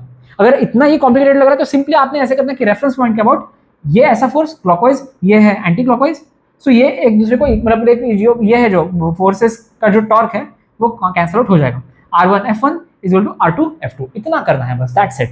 अब आप मुझे एक बात बताइए, ये जो है यहाँ से 10x GR2 is equal to 20g R1। जी और जी को काट डालो, फर्क ही नहीं पड़ता, राइट। अब R1 और R2, R1 क्या है बताइए, R1 क्या है, ये है 40 सेंटीमीटर, ये जो रेफरेंस है ये है 40 सेंटीमीटर वाला, एंड हमारे कॉइन्स रखे हैं x is equal to 10 centimetre, तो R1 ये जो लेंथ है ये है 40 minus 10 that is equal to 30, तो R1 की जगह पे लिख दीजिए 30 सेंटीमीटर टाइम्स 20, ये जो जैसे था। अब R2, अब देखिए R2 क्या है, ये वाला 40 सेंटीमीटर और 50 सेंटीमीटर के बीच का distance that is equal to 10, तो ये 10 टाइम्स ऑफ 10x, राइट। 0 0 0 0 ऐसे काट डालो, तो यहाँ पे x बच जाता है simply 6, that means the value of x is equal to 6। इतना आसान। अब आपको लगेगा भैया ये इतना कॉम्प्लिकेट क्यों करा आपने, सिंपली आप ये पहले से ही नहीं बता सकते थे आप, इसका क्लॉकवाइज इसका एंटी क्लॉकवाइज। अरे भैया कंसेप्चुअल जो डेप्थ होती है वो थोड़ा समझाना जरूरी हो जाता है, क्योंकि अगर मल्टीपल बॉडीज आ जाते हैं तो भैया कुछ लोग कंफ्यूज हो जाते हैं। समझना है आपको, आप जो भी रेफरेंस मानना है, आपको एंटी क्लॉकवाइज को पॉजिटिव मानना है वो भी मान सकते हो, लेकिन समझिए आप लोग, दिस फोर्स सेंटर ऑफ मास के अबाउट जो वेट लग रहा है उसकी वजह से क्लॉकवाइज टॉर्क आ रहा है, ये जो है 20 ग्राम के जो 10-10 ग्राम के जो कॉइन्स यहाँ पे हमने रखे X is equal to 10 centimetre, उसकी वजह से काउंटर क्लॉकवाइज टॉर्क आ रहा है, तो clockwise torque counter clockwise torque they are cancelling each other out and zero हो रहा है वो, इसी वजह से ये बैलेंस हो रहा है। क्लियर है, बड़े आगे, परफेक्ट। अब ये थोड़ा कॉम्प्लिकेटेड है, यहाँ पे आपको समझना है, ठीक है, थोड़ा सा, ज्यादा मुश्किल नहीं है, थोड़ा सा कॉम्प्लिकेटेड है बस, ठीक है। Root 34 metre long ladder weighing 10 kg leans on a frictionless wall, ठीक है, its feet rest on the floor 3 meter away from the wall as shown in the figure, ठीक है। if F and FW are the reaction forces of the floor and the wall, then the ratio FW upon F will be equal to what। ध्यान से अब समझिए, यहाँ पे इन्होंने reaction force का मतलब क्या है ये भी आपको समझना है। एक बात बताइए मुझे, रिएक्शन फोर्स क्या हमेशा नॉर्मल फोर्स ही होता है? नहीं, it is just the force acting between the ladder and the respective bodies, एक केस में फ्लोर, दूसरे केस में वॉल। समझ आ रहा है? Please remember this, reaction force is not necessarily normal he force. Normal बस नहीं होता, रिएक्शन का मतलब है जितने भी फोर्सेस आ रहे हैं because of their contact between them, उनको रिएक्शन फोर्सेस हम बोल देंगे, राइट। अब यहाँ पे आपको ये समझना है, वॉल अगर फ्रिक्शनलेस है, तो there is no frictional component, तो जितना कंपोनेंट है रिएक्शन फोर्स का वो नॉर्मल ही है। सो उस केस में, in case of the wall, normal force is what we call the reaction force. So इसका मतलब है कि ये जो ऐसे फोर्स लगेगा ना between the ladder and the wall, ये FW यही हो गया रिएक्शन फोर्स। लेकिन जो ग्राउंड है, ग्राउंड के साथ फ्रिक्शन भी है भैया, ग्राउंड के साथ फ्रिक्शन भी है, एंड लैडर जो है ऐसे नीचे जाने की कोशिश कर रही है, राइट, ऐसे नीचे ढलती है ना लैडर जो है, ऐसे नीचे ढलती है। सो उस वजह से रिलेटिव मोशन अपोज करने के चक्कर में फ्रिक्शन कहाँ लगेगा भैया? फ्रिक्शन बोलेगा ए भाई मैं ऐसे लगूंगा तेरे ऊपर, आगे की तरफ लगूंगा मैं, तो अपोज रिलेटिव स्लाइडिंग, ठीक है। फ्रिक्शन कुछ ऐसे लगा है, स्मॉल एफ, इसको मैं स्मॉल एफ कह रहा हूं मैं, ठीक है, स्मॉल एफ आगे की तरफ लग रहा है, राइट। एंड देखो ये नॉर्मल बोल दो यार, ऐसे नॉर्मल भी निकालना कोई मुश्किल बात नहीं है। अरे मुश्किल क्या है, कोई कुछ भी मुश्किल बात नहीं है, आप सिंपली mg बोल दो, यही तो हो जाएगा ना नॉर्मल। समझे या नहीं समझे? mg नॉर्मल के बराबर क्यों होगा इस केस में? अरे भैया क्योंकि नीचे के डायरेक्शन में there is no other force, FBD बनाई है मैंने प्योरली। अब ये देखिए यहां से ये जो है लैडर का मास मान के चलिए m, तो ये अगर mg है ऐसे, right, this that is the weight of the ladder is mg and there is no vertical component of force acting at this point and still the ladder is in equilibrium, मतलब कहीं ना कहीं से तो equal and opposite vertical component होना जरूरी है। So that means यहाँ पे यहीं पे ऊपर की तरफ mg फोर्स लगेगा, मतलब नॉर्मल फोर्स mg इस पॉइंट पे होगा। Okay, make sense? Perfect, makes sense. And अब दूसरी एक बात बताइए मुझे, और एक क्या चीज है, F W and small F के बीच में कुछ रिलेशन निकल सकता है क्या? डेफिनेटली निकल सकता है मेरे भाई। कैसे निकल सकता है बताइए? अब आप मुझे एक बात बताइए कि लैडर इज एट रेस्ट, चाहे वो ट्रांसलेशनल हो चाहे वो रोटेशनल हो। तो इसका क्या मतलब हो गया? इसका मतलब ये हो गया कि net forces acting on the body on the ladder has to be zero. इसका मतलब है कि हॉरिजॉन्टल नेट फोर्सेस जीरो होने पड़ेंगे, वर्टिकल नेट फोर्सेस भी जीरो होने पड़ेंगे। वर्टिकल तो हमने नेट फोर्सेस जीरो कर दिया, एमजी कैंसिल आउट कर दिया, लेकिन हॉरिजॉन्टल जो है ना एफ डब्ल्यू और एफ, इसको अभी तक हमने कैंसिल नहीं करा, और अब हम वही करेंगे। F W minus F has to be zero. So मतलब एफ इसका और इसका मैग्नीट्यूड सेम है, डायरेक्शन अपोजिट क्यों ना हो, बट क्या फर्क पड़ता है, हमने मैग्नीट्यूड ही तो लिखा है ना, तो एफ मतलब स्मॉल एफ यही हो जाएगा एफ डब्ल्यू के बराबर। Make sense? Perfectly makes sense, right? Perfect. अब आप मुझे एक बात बताइए कि यहां से हम एफ डब्ल्यू अपॉन एफ के बीच का रिलेशन कैसे निकाल सकते हैं? F W upon capital F के बीच का रिलेशन कैसे निकाल सकते हैं? एंड कैपिटल एफ है भी क्या इन द फर्स्ट प्लेस? हम इस पट्टी को हमने एकदम से छोड़ दिया, capital F reaction force of the floor. तो अब रिएक्शन फोर्स क्या हो जाएगा of the floor? It will be the vector sum of this as well as this. So that means capital F will be equal to under root of mg square plus small f square. This is how it goes, right? ठीक है भैया, ये तो है हमें समझ आ चुका है, लेकिन यहाँ पे स्मॉल एफ भी वेरिएबल है, एफ डब्ल्यू भी हमें नहीं पता, हम कैसे निकालेंगे? अभी तक ये सॉल्व हुआ नहीं भैया, मजा नहीं आ रहा अभी तक। तो अब यहाँ पे हमने बस ट्रांसलेशन इक्विलिब्रियम ले आया, हम लोगों ने नेट फोर्सेस को जीरो किया है, अभी तक हमने नेट टॉर्क को जीरो नहीं करा, तो वो करेंगे यार हम लोग, नेट टॉर्क को हम जीरो कर देंगे। अब किस पॉइंट के अबाउट जीरो करना है वो बताइए मुझे, किस पॉइंट के अबाउट जीरो करना है, सोचना पड़ेगा। अब मैंने क्या बताया था आपको, सबसे एक बढ़िया सा जुगाड़ मैंने क्या बताया था आपको? मैंने ये बताया था कि जहां पे ज्यादा से ज्यादा मतलब फोर्सेस आ रहे होंगे या फिर जहां पे वेरिएबल फोर्सेस आ रहे होंगे उसको अपना रेफरेंस बना लीजिए। अब ज्यादा से ज्यादा फोर्सेस कहां पे आ रहे हैं बताइए? देखिए देखिए ढंग से देखिए आप, ये पॉइंट आ रहा है ना, ये स्मॉल एफ हो गया, ये एमजी हो गया, तो this point can be like the best reference point at least from what I see here. So अब इसको मैं रेफरेंस पॉइंट मैं मान लेता हूं, ठीक है? मैं इसको अगर रेफरेंस पॉइंट मान लेता हूं तो अब आप मुझे बताइए, ये हो गया R1 vector cross this force, right? इसको मैं W वेक्टर बोल देता हूं, राइट? Plus R2 vector times this force FW vector, it has to be equal to zero. समझ आ गया आपको? R1 vector cross W vector मतलब जो वेट का जो टॉर्क है अबाउट दिस पॉइंट, ठीक है, जो कि है क्लॉकवाइज। ये देखिए यहां से अगर मैं इसको मान के चलता हूं तो W इसको क्लॉकवाइज घुमा रहा है, ये जो है वेट इसका क्लॉकवाइज घुमा रहा है, राइट? वेयरएज अगर यहां से ये देखो, ऐसे मैं देखूं तो ये FW जो है ये काउंटर क्लॉकवाइज घुमा रहा है। सो क्लॉकवाइज काउंटर क्लॉकवाइज एक दूसरे को कैंसिल आउट कर देते हैं। R2 vector cross FW vector, it has to be equal to zero. Perfect. अब आपको यहां पे क्या समझना है? यहां पे आपको बस ये समझना है कि अब R1 W sin θ1 और and plus R2 FW sin θ2, इसको हम ये कर सकते हैं। और there can be a better way to understand this. हमेशा ना साइन लेना it doesn't make sense, intuitive नहीं होता ये, तो ऐसे करने से अच्छा है R निकाल लो। अब ये पॉइंट भी जो √34/2 हो जाता है, फिर √34 आ रहा है, मतलब गंदा सा बन जाता है काफी।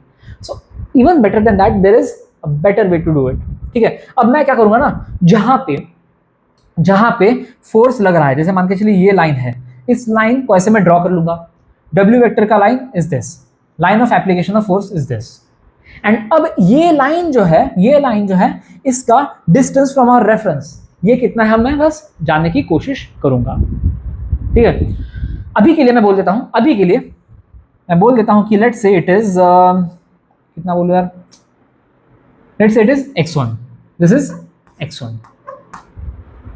तो मैं सिंपली अब मैं बोल दूंगा W टाइम्स ऑफ x1, ये इस तरह से perpendicular distance of this point from the line of application of force, ये निकाल लिया मैंने। इसको मैं किसके बराबर कर दूंगा, इसका perpendicular distance from this line of application of force, ये परपेंडिकुलर डिस्टेंस, इसको मैं कह देता हूं x2, ठीक है। तो ये हो जाएगा FW टाइम्स ऑफ x2, ठीक है। अब आपको x1 x2 निकालना है। अब आप मुझे एक बात बताइए, ये सेंटर ऑफ मास के अराउंड अबाउट लग रहा है ऐसे, तो इसका मतलब है कि ये अगर सेंटर ऑफ मास के अबाउट लग रहा है तो ये जो पॉइंट है, this is the mid point of this line और this side, so that means ये टोटल है 3 मीटर का साइड, तो ये कितना हो जाएगा बस x1 will be equal to 3 का half, which is equal to 3/2, right. And weight क्या है बताइए इसका, अब mg अब बताइए, अब ये बहुत बड़ा सस्पेंस हो गया, मास है 10 kg एंड वेट क्या हो जाएगा फिर 10 × 10 that is equal to 100, right. 10 kg times g that will be equal to weight 100 times of 3/2 is equal to, अब FW ही तो नहीं पता जनाब, यही तो हमें निकालना है, तो निकाल लेंगे हम लोग भैया, क्यों ही डर रहे हैं हम लोग। FW टाइम्स ऑफ x2, अब इस साइड का लेंथ हमें निकालना है, वो कैसे निकालेंगे हम लोग, अरे hypotenuse square minus this side का square it will be equal to this side का स्क्वायर, तो हमें बेसिकली पाइथागोरस लगाना है, बस यहाँ पे लगा लो पाइथागोरस। तो √34 का square which is equal to 34 minus of 3 का square that is equal to 9, इसका अंडर रूट लेना है which is equal to √25 which is equal to 5 metre. Easy है या नहीं है, अरे कितना आसान है, मतलब x2 is equal to 5 metre हो जाता है, एंड ये मैं x2 की वैल्यू 5 यहाँ पे डाल दूंगा, राइट। अब यहाँ से FW निकालने में तो कोई दिक्कत नहीं है भैया, कोई भी दिक्कत नहीं है, वाह वाह वाह सुभान अल्लाह, ठीक है। इसको सॉल्व कर दो, 5 1 5 5 2 10, तो यहाँ से आ जाता है FW is equal to 30 newton, FW आ चुका है 30 न्यूटन, एंड अगर FW is equal to 30 newton आ जाता है तो मैंने और क्या बोला था आपको, F is equal to FW, right. मैंने यहां से बताया था ना FW इज 30 न्यूटन, तो स्मॉल f जो है ये फ्रिक्शन का वैल्यू है, यहां से आ जाता है 30 न्यूटन, एंड अगर ये मेरे पास 30 न्यूटन आ चुका है, स्मॉल f का वैल्यू 30 न्यूटन आ चुका है, अब मैं इससे कैपिटल F का भी वैल्यू निकाल सकता हूं, capital F will be equal to under root of, क्या हो जाएगा, कैपिटल M इज क्या 10 टाइम्स g का वैल्यू भी 10 है, 10 टाइम्स 10 इज 100 का स्क्वायर प्लस स्मॉल f क्या है भैया, स्मॉल f इज 30 का स्क्वायर। अब ये मिल जाता है इससे हमें कैपिटल F, ये क्या हो जाएगा 10000 प्लस 900, ये हो जाता है 10900 कैपिटल F इतना आ गया। अब हमें क्या निकालना है, FW upon capital F, FW का वैल्यू हमने निकाल रखा है ऑलरेडी 30 न्यूटन, तो 30 अपॉन अंडर रूट ऑफ 10900 करना है बस भैया, हो जाएगा नहीं अब आपसे, अरे हो जाएगा, यहां से निकाल लो ना आप लोग, ठीक है। FW अपॉन F हो जाता है, FW डाल दो 30 अपॉन अंडर रूट ऑफ 10900, अब ये अंडर रूट में से ये अंडर रूट 100 जो है ये बाहर निकाल के 10 हो जाएगा, तो 10 इंटू अंडर रूट 109 भी कर सकते हैं, 10 इंटू अंडर रूट 109, तो ये हो जाता है 0 काट के 3 upon under root of 109, 3 upon under root of 109, ये अंडर रूट होना चाहिए था यहाँ पे, एंड ऑप्शन सी हो जाएगा। अब आप बोलोगे भैया आप तो अपने ऑप्शंस को भी अपने आप से एडिट कर रहे हो, अरे नहीं भाई, अंडर रूट 109 ही है ये, ठीक है, 3 अपॉन अंडर रूट 109 ही है ये, ठीक है। आई एम वेरी कॉन्फिडेंट, ये क्वेश्चन काफी बार सॉल्व किया मैंने, अरे यार कैसे करें इसे, ठीक है। 3 upon under root 109 is the answer. Clear है या नहीं है? समझना है आपको कि कैसे हम रोटेशनल इक्विलिब्रियम के फंडे लगाते हैं। अब एक और क्वेश्चन देख लीजिए. A triangular plate is shown. A force F vector is equal to 4I cap minus 3j cap is applied at point P. The torque at point P with respect to point O and Q is what? अब इस case में ना आप क्या क्या कर सकते हो बताइए. कुछ नहीं करना है, simply R vector cross F करना है आपने. अब about point O, point P का पोजीशन वेक्टर क्या है, तो सबसे पहले वो निकाल लो. ये R1 बोल दीजिए इसको. अब ये R1 हम कैसे बोलेंगे, इसको R1 कैसे बोलेंगे हम लोग. ये 10 सेंटीमीटर है and this angle is 60 degree, तो ये क्या हो जाएगा 10 cos 60 डिग्री एंड ये क्या हो जाएगा 10 sin 60 डिग्री. सो इसका मतलब है कि x coordinate is 10 cos 60 which is equal to 5 and y coordinate is 10 sin 60 which is equal to 5√3. सो R1 हो जाएगा 5i cap plus 5√3 j cap. Make sense ना. एंड वही अगर मैं इससे रेफरेंस बना लेता हूं, if I choose this point as a reference, अब मुझे ये जो पोजीशन वेक्टर है ये निकालना है, तो मैं कैसे निकालूंगा, r डैश बोल देता हूं मैं, ठीक है, या r2 बोल देता हूं, r2 वेक्टर बोल देता हूं इसमें, ठीक है. अबाउट पॉइंट Q जो पोजीशन वेक्टर हो जाएगा वो हो जाएगा r2 vector is equal to final point minus final position vector minus initial position vector. ऐसे करना है. मतलब ये क्या है इसका 5 माइनस 10, ये देखिए इसका x coordinate is 10, 5 minus 10 i cap plus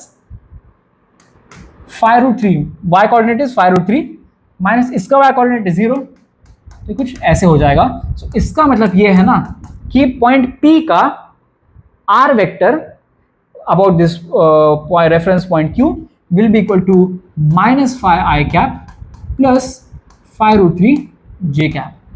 Understand the differences. About the origin, it is 5i plus 5√3 j. About Q, it is minus 5i plus 5√3 j. Okay? अब आपको क्या करना है, फोर्स तो फोर्स ही रहेगा, किसी भी रेफरेंस में देखोगे तो उतना ही वैल्यू होगा इसका. तो अब अबाउट पॉइंट O टॉर्क हमें निकालना है, तो मैं क्या बोलूंगा R1 vector cross F vector, ये क्या हो जाएगा 5i plus 5√3 j cross of 4i minus 3j.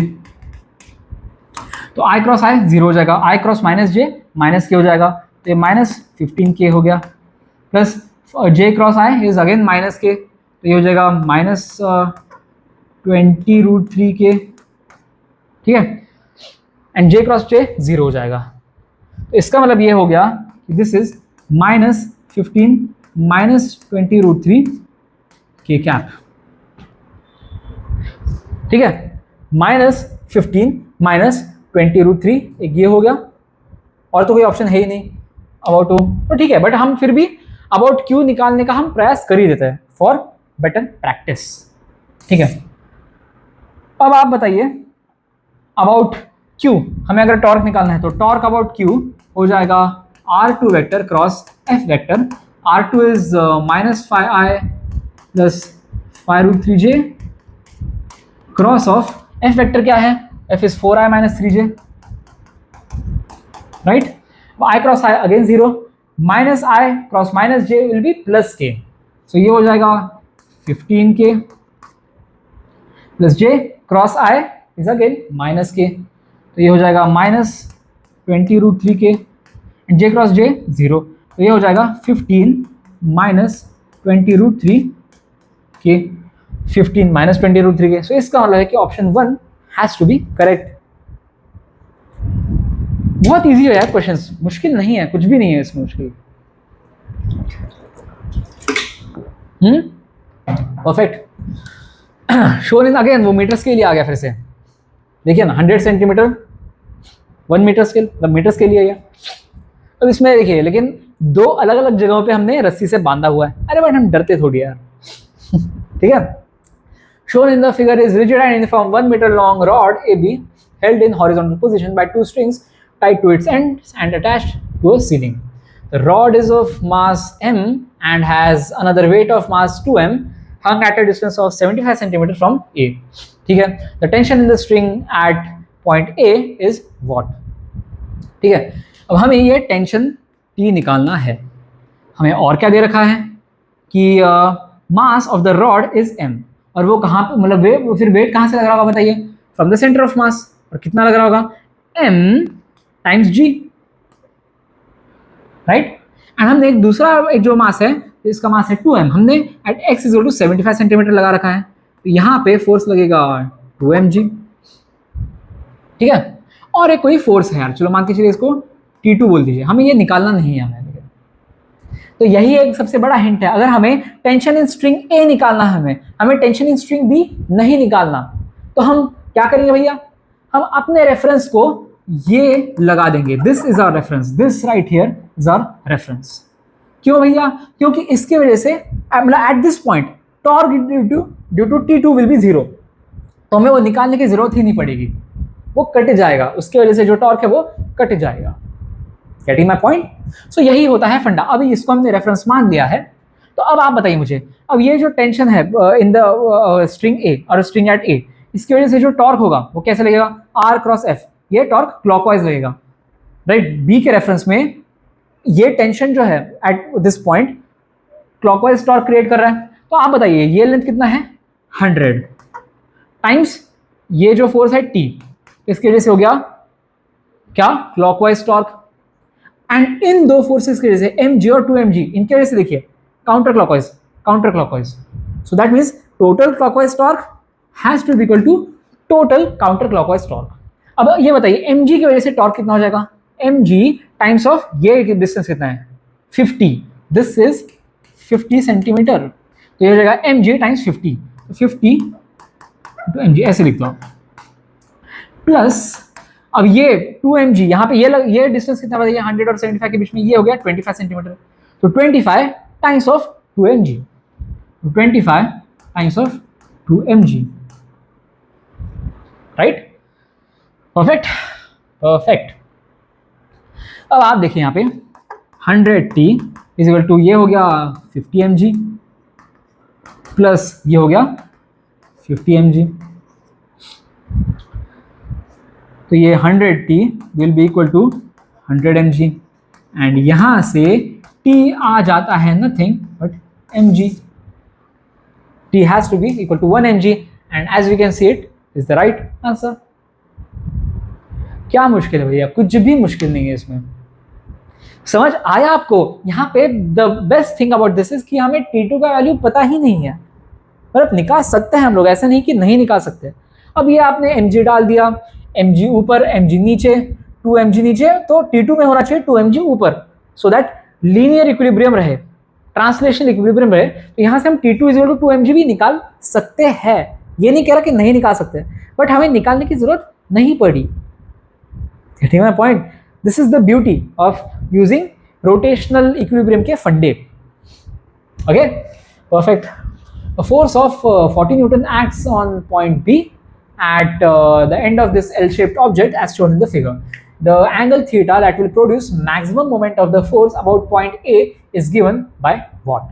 अब यार फिगर ऐसे बनाइए कैसे भी बनाइए, आपको बस फंडा इतना रखना है कि अगर मेरा R वेक्टर, मतलब R वेक्टर कैसे बोलते हैं हम लोग, इनिशियल पॉइंट से, मतलब रेफरेंस पॉइंट से जिस point of application of force है, इनिशियल पॉइंट मतलब हमारा रेफरेंस पॉइंट, और फाइनल पॉइंट मतलब क्या है, जहां पे फोर्स अप्लाई हो रहा है, point of application of force, ये हो गया R vector. And F vector कुछ ऐसे लग रहा है, मान के चलिए आप, ठीक है। तो R vector and F vector अगर परपेंडिकुलर होंगे तब हमारा मोमेंट ऑफ फोर्स मैक्सिमम होगा। मोमेंट ऑफ फोर्स मतलब टॉर्क होता है ना, for maximum moment of force, that means torque, r vector has to be perpendicular to f vector, right? मतलब ये एंगल को आपको किसी तरह से ये 90 डिग्री करना है आपने, ओके कर देंगे यार, क्या दिक्कत है हमें। अब ये एंगल थीटा दे रखा है हमें, ये एंगल थीटा दे रखा है, अब यहाँ पे बस ज्योमेट्री लगाते जानी हमें। If this is theta and this is 90 degree, तो ये हो जाएगा 90 माइनस थीटा, राइट। अब आप बताइए tan 90 माइनस थीटा क्या हो जाएगा, 4/2। ये देख रहे हो ना, ये एंगल, इस ट्रायंगल में ये एंगल है 90 माइनस थीटा, तो यहाँ पे tan ऑफ 90 माइनस थीटा क्या हो जाएगा, opposite side upon adjacent side, that is equal to 4/2। So cot theta हो जाएगा 2, एंड कॉट थीटा क्या होता है 1/tan थीटा, तो यहाँ से बोल सकते हैं tan theta is equal to 1/2, tan theta is equal to 1/2, option C, very easy. ये तो ज्योमेट्री का ही क्वेश्चन था यार, बस ये एक छोटा सा कंसेप्ट लग रहा था, इसको हमने लगा दिया, सॉल्व कर दिया, चीजें हो गई खत्म, राइट। ओके, एक ही मिनट बस, ओके चलो 1 hour 10 minutes, राइट। अभी ये फंडा चलेगा आधा एक घंटा, आधा पौना घंटा, तो 2 घंटे की वीडियो बनेगी, that is good enough. I am trying to keep the video short because यार एकदम मैं 4-4 5-5 घंटे की बनाऊंगा तो यार आप लोग देखोगे भी नहीं। ओके अब टॉपलिंग के फंडे को हम समझते हैं, बट उससे पहले आप बताइए यार, सोचिए टॉपल का मतलब क्या होता है। Topple, the guy toppled to the floor और the box toppled from the table, मतलब लुढ़कना, लुढ़क गया। कैसे बोल रहा है, मेरी थोड़ी हैंड राइटिंग, एक मिनट, अच्छी हैंड राइटिंग में लिखता हूँ, लुढ़कना, हिंदी आती है ना सबको यार, लुढ़कना मतलब लुढ़कना, ठीक है। तो लुढ़कने वाले फंडे को हम टॉपलिंग वाला कंसेप्ट कहते हैं। तो before understanding the concept of toppling, ask yourself the following questions. अब आपको टॉपल कराना हो, आप अभी कितने यार 15, 16, 17, 18 इतने साल के होंगे, राइट। तो आप जब टॉपल कराने की कोशिश करते हो, कोई भी ऑब्जेक्ट हो यार, चलो इसी की बात करते हैं, ठीक है। अब इसी को मुझे टॉपल करना है, तो कम से कम फोर्स लगाने के लिए मैं मतलब किस तरह से, कहाँ पे लगाऊंगा ताकि ये आसानी से टॉपल हो जाए। क्या मैं नीचे की तरफ लगाऊंगा या मैं ऊपर की तरफ लगाऊंगा? हाँ, देखिए उतना ही फोर्स लगा रहा हूँ, लेकिन ये देखिए नीचे से हिल ही नहीं रहा, लेकिन ऊपर से तो एकदम तुरंत हिल गया। सो हमें यहाँ से समझ आ रहा है कि हमें टॉपल कराने के लिए बॉडी मतलब पे जितना ऊपर लगा पाए फोर्स, हम उतना ऊपर लगाते हैं। एंड ऑल्सो हम यहाँ पे देख भी सकते हैं यहाँ पे कि जितनी लंबी बॉडी है ना, उतने टॉपल होने की टेंडेंसी ज्यादा है मेरे भाई। आपने देखा होगा, अब ऐसी कोई बॉडी होगी, ऐसी कोई बॉडी होगी, इसको लुढ़काने में ज्यादा फोर्स लगाना पड़ता है या फिर ज्यादा मुश्किल है। लेकिन अगर एकदम ऐसे स्लेंडर सी बॉडी होगी तो थोड़ी सी भी फोर्स से लुढ़क जाती है। दैट मीन्स ये पहला question, why do we apply force at higher position to topple the bodies? To topple the bodies, to topple them क्या है? टू टॉपल द बॉडीज, बस इतना। ठीक है, why do we apply force at higher position to topple the bodies? क्या हो जाएगा? अरे भैया क्योंकि टॉर्क ज्यादा होगा ना, आर वेक्टर ज्यादा हो जाएगा, सो उस वजह से रोटेशनल इफेक्ट ज्यादा आ जाएगा। Make sense? ये तो समझ आ चुका है हमें भैया। Why do bodies with narrow base topple much easily compared to the ones with broad base? ये नहीं समझ आ रहा भैया। अब नैरो बेस होने से या ब्रॉड बेस होने से तो क्या फर्क पड़ता है भैया? हाइट से ही फर्क पड़ना चाहिए हमें, क्योंकि हमने आर वेक्टर ऐसे देख रहे थे हम लोग। ये बेस वाला फंडा अभी तक हमें समझ नहीं आया, ये हमें समझा दीजिए। समझाएंगे, हम आपको समझाएंगे, थोड़ा सब्र रखिए, अगले साइड पे हम समझाएंगे इसे। But this should be your curiosity वाला क्वेश्चन, ठीक है। मतलब अगर ये है एकदम बुर्ज खलीफा जैसी लंबी बिल्डिंग है, ये इसको गिराना आसान है, लेकिन अगर ये थोड़ी फैली हुई होती तो गिराना मुश्किल है यार। You get that? I hope इतना तो इंट्यूशन है आप में। ये जैसे लंबे होते हैं, लंबे ऑब्जेक्ट्स होते हैं, उनको गिराना आसान होता है, जैसे फैले हुए होते हैं उनको टॉपल कराना मुश्किल होता है। और क्या है? Why is it so easy to topple a curved body? मतलब अगर सपोज मेरे पास कुछ ऐसी होगी, ठीक है, एक ऐसी बॉडी होगी, इसको टॉपल कराना इतना आसान क्यों है? ये थोड़े से फोर्स से इतना ये क्यों हिलने लग जाती है ऐसे? क्यों हिल रही है ऐसे? ये भी हम जानते हैं। तो अब हम शुरू करते हैं, टॉपलिंग होती कैसे है, ध्यान से हमने देखना है, ठीक है। अब आप मुझे एक बात बताइए, मैं अगर सपोज एक फोर्स लगाता हूं कुछ इस तरह से, ठीक है, और फिर अभी के लिए मान के चलिए कि कोई फोर्स ही नहीं लग रहा, अभी के लिए कोई बाहर से, मतलब मैं अपनी तरफ से कोई फोर्स नहीं लगा रहा, तो अब इस बॉडी पे क्या क्या फोर्सेस लग रहे हैं सबसे पहले मुझे ये बता दीजिए। बताइए, एक तो होगा mg नीचे की तरफ, इसको आप वेट बोल दो यार, इवन बेटर वेट बोल दो इसको, क्योंकि ठीक है एक ग्रेविटेशनल फोर्स लग रहा है, बट उसको कंपेंसेट करने के लिए एक फोर्स लग रहा है ऊपर की तरफ, which is equal to normal force, and they act along the same line, because अगर आगे पीछे होंगे तो there will be some torque. समझिए मेरी बात को, अगर मान के चलिए ये अगर ऐसा नहीं हो, सेम लाइन में ना हो, बल्कि कुछ अलग अलग लाइंस में हो, इस तरह से होगा, तो क्या हो जाएगा भैया अजीब बताइए, मैं इसको रेफरेंस मान के चलूंगा तो W का टॉर्क आ जाएगा, मैं इसको रेफरेंस मान के चलूंगा तो N का टॉर्क आ जाएगा। सो ये नहीं चलेगा हमें, द बॉडी इज नॉट क्या rotating while it sits on the floor, ऐसे नहीं हो रहा।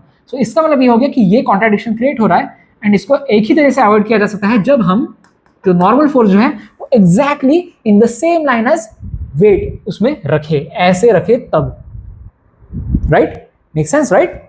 सो ये ऐसे फंडा होता है जब हम बाहर से कोई फोर्स नहीं लगाते हैं तब, ठीक है। अब यहां पे आपको यह समझना है कि अगर मैं एक फोर्स कैप ऐसे एक्सटर्नल फोर्स F लगा दूं ऐसे, ठीक है, and let's assume that the surface is rough, तो अब क्या होगा यार, अब क्या चेंजेस आ जाएंगे, अब क्या चेंजेस आ जाएंगे बताइए जी। What happens is now we will also get this friction F, small f, ठीक है, ये अपोजिट डायरेक्शन में लगेगा, sure sure sure, totally sure. अब लेकिन बात आपको ये भी समझनी है ना कि जब मैं एक फोर्स ये लगाता हूं, अब एक फोर्स ये लगाता हूं, तो अब इस फोर्स के वजह से टॉर्क होना जरूरी है मेरे भाई। देखिए ना क्यों होगा वो भी आप समझ लीजिए। अब हमने अभी के लिए माना है ना कि यार N vector and W vector जो है नॉर्मल फोर्स एंड हमारा gravitational force, they are along the same line, right, ये तो हमने मान रखा है अभी। अब ये external force capital F vector and फिर उसकी वजह से जो फ्रिक्शन हो गया, ये अपोजिट डायरेक्शन में इक्वल एंड अपोजिट बोल दीजिए आप। अब इस पॉइंट के अबाउट इसका टॉर्क जीरो हो जाएगा, लेकिन इसका टॉर्क नॉन जीरो हो जाएगा, या फिर इस लाइन के अबाउट इसका टॉर्क जीरो हो जाएगा, इसका टॉर्क नॉन जीरो हो जाएगा। तो the body has to start toppling right away ना यार, getting my point. On the rough surface थोड़ा सा भी फोर्स लगाऊं तो बॉडी ने तो घूमना शुरू कर देना चाहिए, but the body doesn't rotate. What's the reason? आपको समझ आ रहा है ना मैं क्या कह रहा हूं? ये कैपिटल F और ये स्मॉल f जो है, इनके वजह से एक टॉर्क जनरेट हो जाएगा, नॉन जीरो टॉर्क होगा। These bodies won't cancel, these forces won't cancel out each others torques. ये कैपिटल F एंड ये फ्रिक्शन का small f, they won't cancel each others torques, they are complementing. अगर मैं इसको reference बना दूं तो यहां से हो जाएगा, ये इसको बना दूं ऐसे हो जाएगा, क्लॉकवाइज टॉर्क ये और ये फोर्सेस जनरेट कर रहे हैं। बट इसकी वजह से इसका मतलब ये हो जाएगा कि एकदम छोटा सा भी फोर्स हो जाएगा कैपिटल F, उससे बॉडी ने घूमना शुरू कर देना चाहिए। बट डेली ऑब्जर्वेशन ये तो नहीं कहता है। डेली ऑब्जर्वेशन में थोड़ा सा फोर्स लगाता हूं तो बॉडी घूमना नहीं शुरू कर देती, थोड़ा ज्यादा फोर्स लगाने पे ही टॉपल करना शुरू कर देती है। तो यहाँ पे मैं गलत क्या कर रहा हूं बताइए? गलत कुछ नहीं कर रहा हूं, बस अब यहाँ पे एक चीज ये हो जाएगी ना, ये जो नॉर्मल फोर्स जो है it will no longer act along the same line as W vector, मतलब वो ग्रेविटेशनल फोर्स के से लाइन के along नहीं एक्ट करेगा, वो it will shift। and how will it shift exactly? सोचिए जरा। अब इसके वजह से capital F and small f की वजह से क्लॉकवाइज टॉर्क जनरेट हो रहा है, तो अब N vector and W vector की वजह से काउंटर क्लॉकवाइज टॉर्क जनरेट होना जरूरी है। अब मैं वही काउंटर क्लॉकवाइज टॉर्क जनरेट करने के लिए मैं आइदर N वेक्टर को आइदर राइट में शिफ्ट कर सकता हूँ या लेफ्ट में शिफ्ट कर सकता हूँ। पहले लेफ्ट में शिफ्ट करके मैं देखता हूँ, ठीक है। अगर मैं लेफ्ट में शिफ्ट करता हूँ, ठीक है, लेट्स से मैं अब कैपिटल N वेक्टर मतलब जो अपना नॉर्मल फोर्स जो है उसे मैं थोड़ा सा लेफ्ट में शिफ्ट कर दिया। अब आप मुझे एक बात बताइए, ये कौन सा टॉर्क जनरेट हो रहा है? ये क्लॉकवाइज टॉर्क जनरेट हो रहा है मेरे भाई। ये देखिए ना, N और W clockwise clockwise clockwise clockwise और क्लॉकवाइज। अरे भैया और ज्यादा टॉर्क हो रहा है, ये नहीं करना हमें जीरो करना है। सो इसका मतलब ये assumption that this N vector has shifted towards the left, this is incorrect. The real truth is when we apply this capital F vector force, external force, तब हमारा नॉर्मल रिएक्शन जो है ना, it shifts in the same direction as that of force, मतलब हमने force left to right लगाया तो हमारा नॉर्मल फोर्स भी जो है वो लेफ्ट टू राइट शिफ्ट हो जाएगा, ये राइटवर्ड शिफ्ट हो चुका है। अब आप देखिए यहाँ पे N vector and W vector, अब ये देखिए समझ आ रहा है आपको या नहीं? अगर नहीं समझ आता ना ऐसे फंडों में यार सबसे इजी नुस्खा बता देता हूं मैं। आप एक काम कीजिए, ये जो है इन दो पॉइंट्स को ऐसे कनेक्ट कर दीजिए और ऐसे मान के चलिए कि हमने एक पवन चक्की पे ऐसे लगा दिया ऐसे। अब ये पवन चक्की पे हम एन वेक्टर और डब्ल्यू वेक्टर ऐसे हम डायरेक्शन में फोर्सेस लगा रहे हैं, तो ये पवन चक्की कैसे घूमेगी? काउंटर क्लॉकवाइज ना। सो इसका मतलब है अब जाके हम किसी तरह से यहाँ पे काउंटर क्लॉकवाइज टॉर्क जनरेट कर पाए हैं, which will cancel out the torque generated by capital F and small F vector. समझ आया कितना इंटरेस्टिंग सा फंडा है ये? मतलब when I learned about this I was like so amazed कि नॉर्मल जो है आइडियली जब कोई बाहर का फोर्स नहीं होता तो it acts along the same line as W vector, but जैसे ही बाहर का फोर्स लगता है तो N vector is gonna shift. अब आप बोलोगे भैया आपने एन वेक्टर को ही क्यों शिफ्ट किया, डब्ल्यू वेक्टर को क्यों नहीं शिफ्ट किया? अरे भैया W will always act along centre of mass, तो वो तो शिफ्ट नहीं होगा, that will never shift. N vector though can shift because it is a self adjusting force, right? So समझिए आप, हम जैसे जैसे फोर्स बढ़ाते जाएंगे N vector will go from here to here to here to here to here to here, इस तरह से शिफ्ट होता जाएगा वो। Are you getting my point? But एक पॉइंट आ जाएगा जिसके बाद वो शिफ्ट नहीं हो पाएगा और राइटवर्ड। कब आएगा वो पॉइंट बताइए? वो पॉइंट तब आएगा जब वो यहां तक पहुंच जाएगा, एकदम एज पे आ जाएगा वो। अब इसके आगे तो कोई सरफेस है नहीं मेरे भाई, इसके आगे तो नॉर्मल रिएक्शन लग नहीं सकता, यहां से तो लग नहीं सकता ना, ये तो बकवास है, दिस इज यूजलेस, ऐसे नहीं लग सकता। जहां पे कांटेक्ट है कांटेक्ट पे ही नॉर्मल फोर्स लग सकता है, यहां से नॉर्मल फोर्स नहीं लग सकता। So that means the farthest that the normal force can go is to this extreme, and जैसे ही यहां पे जाता है उसके बाद the counter clockwise effect of or the counterclockwise torque that this n vector and w vector can generate can no longer compensate for the clockwise torque that this capital F and small f generate. So इसका मतलब क्या हो जाता है कि इनका जो torque है capital F and small f का वो फिर कंपेंसेट नहीं होगा, सो उस वजह से नॉन जीरो टॉर्क आ जाएगा एंड उस वजह से बॉडी लुढ़क जाएगी, टॉपल कर जाएगी। Are you getting my point और नॉट? इतना सिंपल सा फंडा है लेकिन उसको लेके काफी लोग डर जाते हैं, ठीक है? मैंने स्लाइड पे भी बताया मैंने, बट अभी यहाँ पे समझ लीजिए। Body always tries to resist letting go of its state of rest, जैसे मैंने पहले बताया था। So as we increase F the friction force also increases but normal force shifts. समझ आया? मैंने आपको बताया था केस हाउ, ठीक है? क्योंकि हमें टॉर्क्स को बैलेंस करना है, रोटेशनल इक्विलिब्रियम हमें मेंटेन करना है, we have to maintain the state of rest, rotational rest भी आप कह सकते हो, ठीक है? But there comes a point when the normal force can no longer shift. That's when toppling starts. इसके आगे से टॉपलिंग शुरू हो जाएगी, मतलब इस जब यहाँ पे हमारा नॉर्मल रिएक्शन पहुंच जाता है शिफ्ट हो के, तब से टॉपलिंग शुरू हो जाती है। एंड यहाँ से हम अब वो पहले मतलब दूसरे और तीसरे कुछ जो क्वेश्चंस थे हमारे पिछले स्लाइड के, ये वाले और ये वाले, हम इन क्वेश्चंस को हम आंसर कर सकते हैं। जब ब्रॉड बेस होता है तो उनको टॉपल करना मुश्किल क्यों होता है, जब नैरो बेस होता है उनको टॉपल करना आसान क्यों होता है? अब देख लीजिए यहां पे, अब ये ब्रॉड बेस हो गया, ठीक है? This is a broad base. तो मेरा जब इस केस में मैं फोर्स जो है, मैं फोर्स है धीरे धीरे धीरे बढ़ाता रहूंगा बढ़ाता रहूंगा बढ़ाता रहूंगा, but the body has so much of scope to shift its normal from here to here to here to here. अरे भैया यहां तक जाते जाते बहुत टाइम लगेगा, मतलब फोर्स एफ को बहुत ज्यादा हाई होना पड़ेगा ताकि ये हम टॉपल करा पाए, ताकि हम नॉर्मल फोर्स को यहां तक शिफ्ट कर पाए। वही अगर हमारा इतना नैरो है बॉडी, तो भैया थोड़ा सा भी फोर्स लगा दो आप, थोड़ा सा भी आप फोर्स बढ़ा दो, तो ये यहां से यहां तक जाने में कितना ही टाइम लगेगा यार। यहां से यहाँ तुरंत आ गया, ये यहाँ पे इतना जाना पड़ रहा था, यहाँ पे तुरंत आ गया।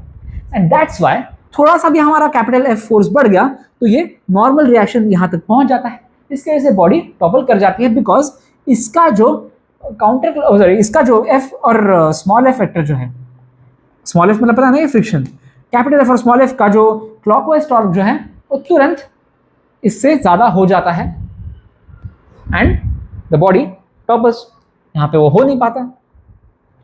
यही चीज जो है मैंने इस स्लाइड पे लिखी हुई है। When no horizontal force is acting on the block, the normal reaction is along the vertical line passing through the center of mass, ये वाली, राइट। नॉर्मल कुछ इस तरह से लगेगा, आपको दिख रहा है नहीं दिख रहा है? एक minute, let me just use some brighter colours. Normal कुछ इस तरह से, अरे यार,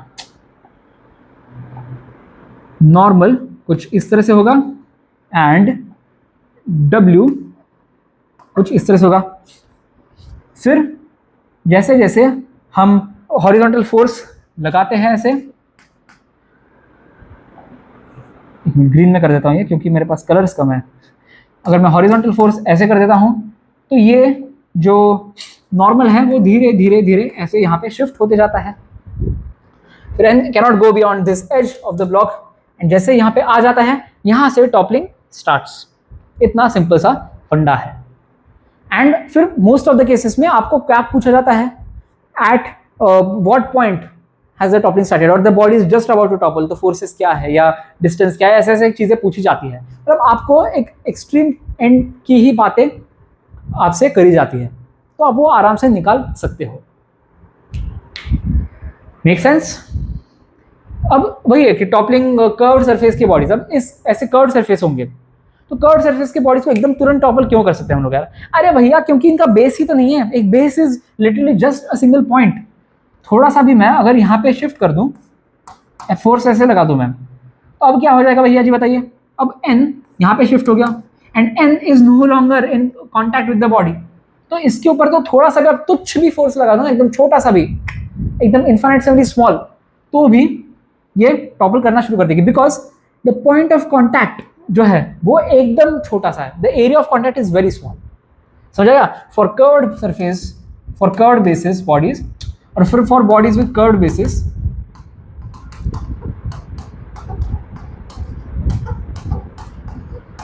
area of contact is very low और very small.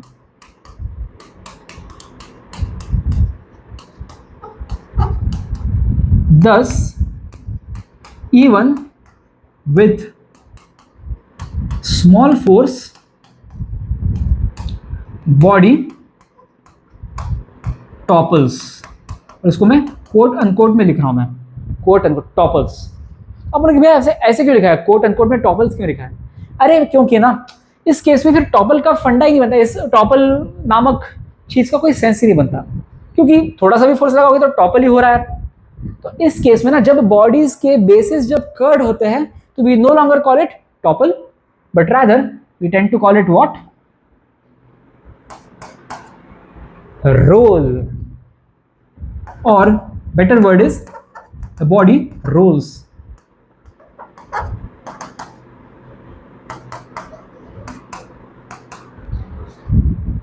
And rolling motion जो है वो एक अलग सा ही टॉपिक है, जो हमारा लास्ट वीडियो होगा फॉर रोटेशनल मोशन, एक अलग ही मजा है उसमें पढ़ने में, तो उसको हम अच्छे से पढ़ेंगे, ठीक है? More on rolling motion in the later videos.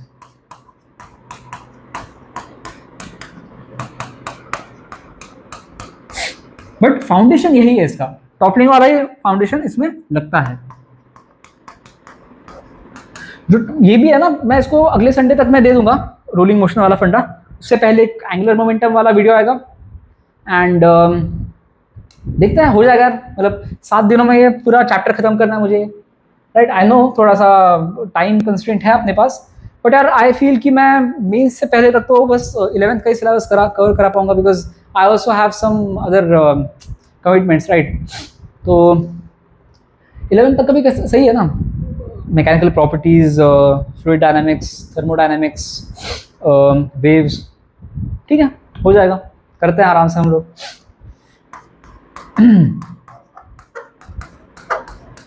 Optics भी करा देंगे हम लोग अगर टाइम बचता है हमारे पास तो, ठीक है? बाद में सेकेंड अटेम्प्ट और फर्स्ट अटेम्प्ट के बीच में will try to finish up 12th का भी syllabus, okay? But rolling motion, चलो इतना मैं क्यों भटक गया?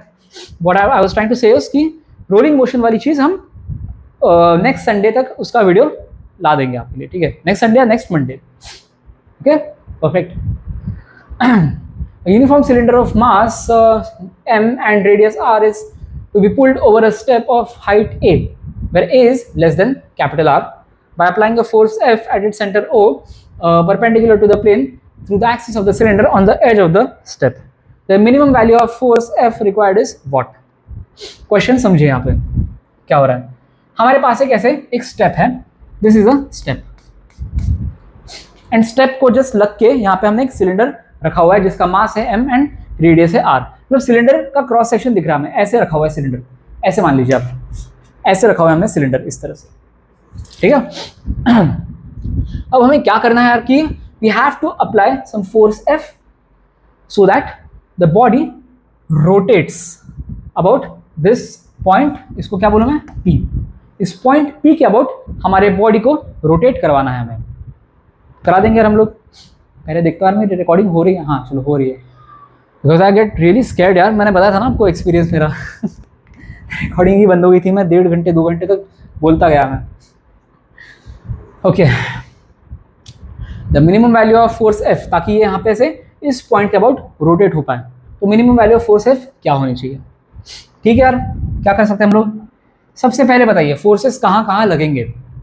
एक तो यहाँ पे एक नॉर्मल फोर्स यहाँ पे लगेगा बिकॉज ऑफ द कॉन्टैक्ट, ऐसे मान लीजिए कैसे भी लगेगा, हमें फर्क नहीं पड़ता, ठीक है। एक ये नॉर्मल फोर्स है, इसको मैं चलो N1 बोल देता हूँ, अभी के लिए N1 बोल देता हूँ मैं। यहाँ पे एक N2 फोर्स लगेगा, ठीक है, यहाँ पे एक नॉर्मल फोर्स लगेगा, राइट। और कौन सा फोर्स है, mg, वेट इसका, और last force is this force F, जिसका एंगल हमें अभी तक नहीं पता, ठीक है। अब आपको क्या करना है, देखिए समझना है सबसे पहले अबाउट दिस पॉइंट F का टॉर्क जो है वो क्लॉकवाइज होगा, and it is just like you know being cancelled out by the counterclockwise torques of the other forces, ठीक है। तो बेसिकली हमें नेट टॉर्क जीरो करना है, मतलब एकदम एक वो बाउंड्री कंडीशन है यार, this is like a boundary condition. तो हम क्या करेंगे यार, इस पॉइंट के अबाउट देख लेते हैं सारे फोर्सेस एंड एवरीथिंग एंड उनके टॉर्क्स, रेस्पेक्टिव टॉर्क्स। अब अभी के लिए मान के चलिए कि this angle is let's say theta, right. अब इसको मैं r वेक्टर बोलता हूँ या r1 वेक्टर बोल देता हूँ, ठीक है। अब ये जो है r1 vector cross f vector, और even better r1f sine theta बोल दीजिए। अब हम बोल देंगे बस क्लॉकवाइज काउंटर क्लॉकवाइज ऐसे ही बोल देंगे हम लोग, वेक्टर फॉर्म में लिखने की जरूरत नहीं है। r1f sine theta, this is the clockwise torque, this is the clockwise torque. अब n2 की वजह से टॉर्क क्लॉकवाइज होगा या काउंटर क्लॉकवाइज होगा, ये नॉर्मल फोर्स ऊपर की तरफ लग रहा है, अबाउट पॉइंट P ऊपर की तरफ अगर मैं टॉर्क मतलब फोर्स लग रहा है तो उसका क्या होगा, क्लॉकवाइज। देखिए n2 ऊपर, ये पॉइंट P हमारा रेफरेंस पॉइंट ऐसा है, तो ऐसे क्लॉकवाइज टॉर्क, राइट। तो इसका मतलब है कि ये भी LHS में ही आएगा ये। अब n2 टाइम्स ऑफ हम क्या करेंगे, ये sine theta, this r times sine theta ये करेंगे नहीं, अरे ये निकालो ना, बेसिकली ये डिस्टेंस निकालो, एकदम perpendicular distance between this point P and the ये क्या कहते हैं हम लोग, line of application of force, right. अब ये डिस्टेंस हमें निकालना है, हमें लिख दो अभी के लिए n2x लिख दो आप लोग, कोई दिक्कत नहीं, ठीक है। अब जो mg है, mg जो है वो भी along द सेम लाइन लग रहा है यार, और नीचे के डायरेक्शन में लग रहा है वो, बट इसका समझिए it is acting along the same line, but ये नीचे की तरफ लग रहा है, तो इसका torque about P will be counter clockwise, so that means it will be on the other side of the equation. ये हो जाएगा is equal to mgx, clockwise torques का sum has to be equal to counter clockwise torque, कितना बनता है। अब आप बोलोगे भैया n1 का क्यों नहीं निकाला आपने, ये n1 इसको क्यों आपने छोड़ दिया। अरे भैया ये क्या ही काम का है हमारे, कुछ भी तो काम का नहीं है हमारे ये, यूजलेस, अटरली यूजलेस भैया, क्योंकि ये यहीं पे तो लग रहा है हमारा जो रेफरेंस पॉइंट है उसी पे तो लग रहा है ना हमारा फोर्स। तो आर वेक्टर इस केस में for n1 force will be equal to 0, उसको हम देखेंगे भी नहीं, ध्यान भी नहीं देंगे उसकी तरफ। Okay perfect. ये r1f sine theta is equal to mgx minus into x. Okay perfect. हाँ अब क्या हो सकता है जी?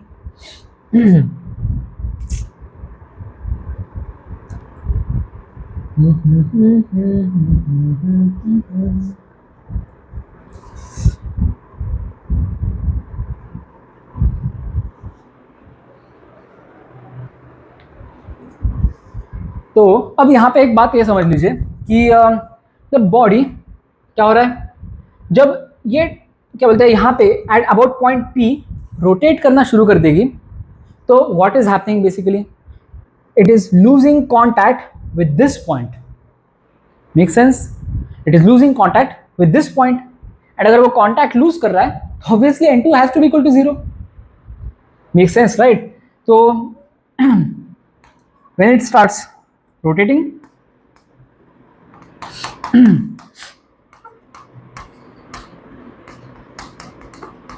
it loses contact with, अब इस पॉइंट को क्या बोलूं मैं, इस पॉइंट को मैं क्या नाम दूं, चलो x बोल देता हूं, ठीक है। It loses contact with x, and जैसे ही कॉन्टैक्ट लूज कर देता है तो नॉर्मल फोर्स का क्या सेंस बनता है, सो दैट मीन्स यहाँ पे n2 हो जाता है इक्वल टू 0, n2 हो गया 0, ये भी हो गया 0, तो basically r1f sin theta is equal to mgx बच जाता है, ठीक है।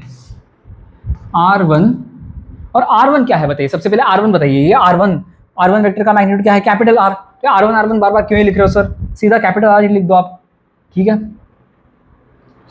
Capital R f sin theta is equal to mg times x।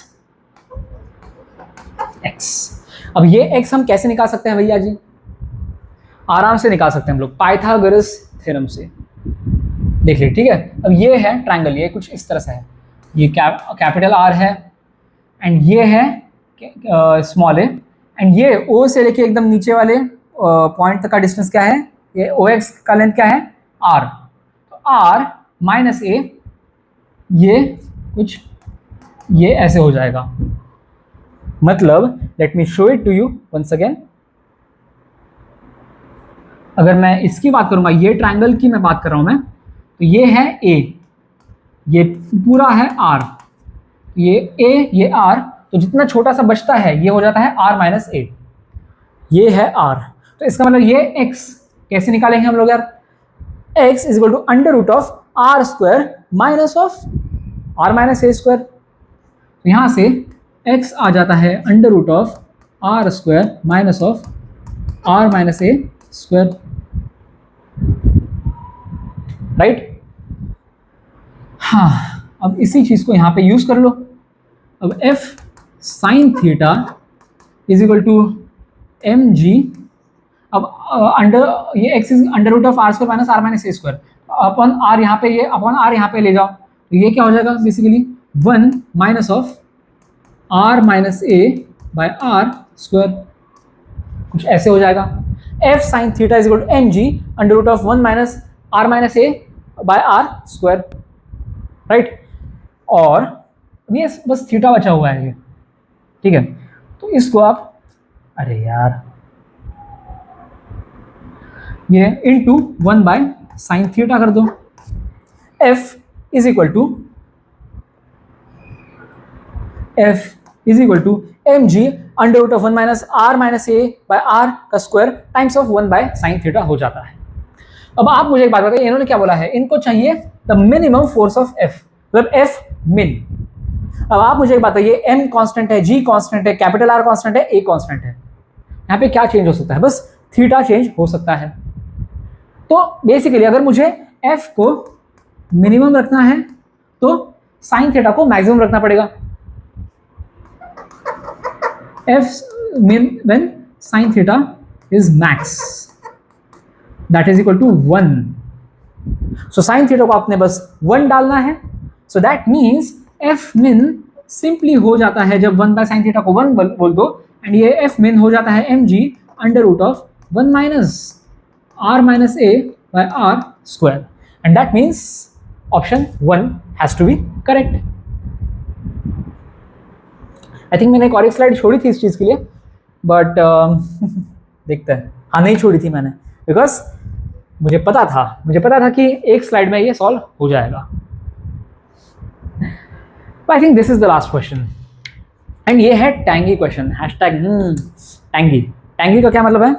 थोड़ा सा इसमें मतलब सीधा साधा नहीं है ये, एक फ्लेवर नहीं है इसमें, बस कि चलो मीठा मतलब क्या, एकदम स्वीट सा, इजी सा, या फिर एकदम तीखा भी नहीं है, एकदम डिफिकल्ट सा, मतलब ये खट्टा मीठा है.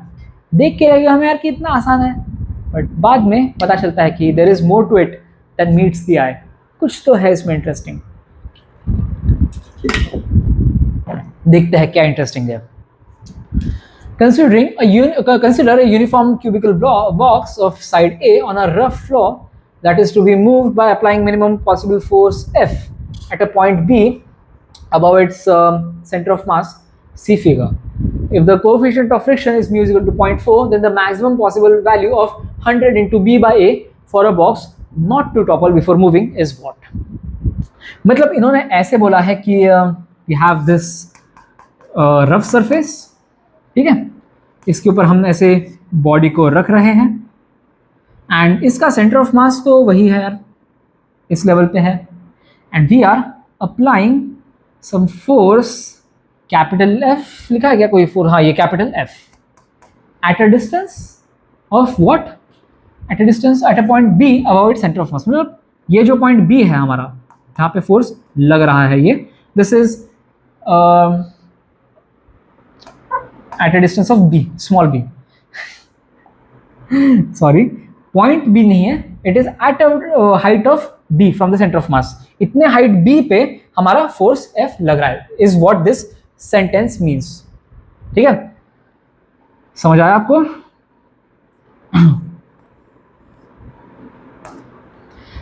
हमारा जो हम एक्सटर्नल फोर्स कैपिटल F जो लगा रहा है, वो हम लगा रहे हैं at a height of b above the center of mass.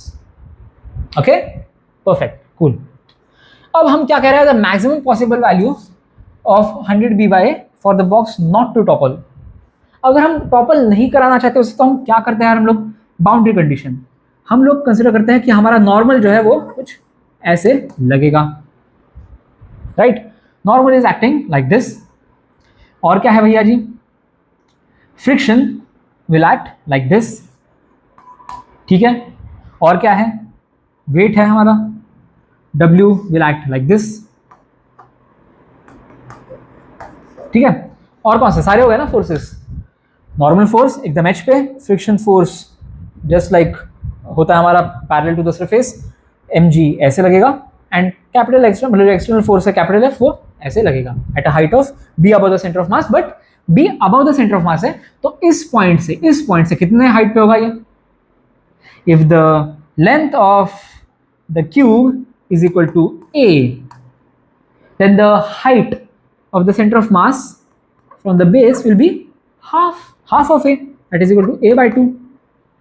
So इसका मतलब है कि ये जो डिस्टेंस है ना, ये horizontal force F जो है, it is acting at a distance of a by 2 plus b from this point, a by 2 plus b,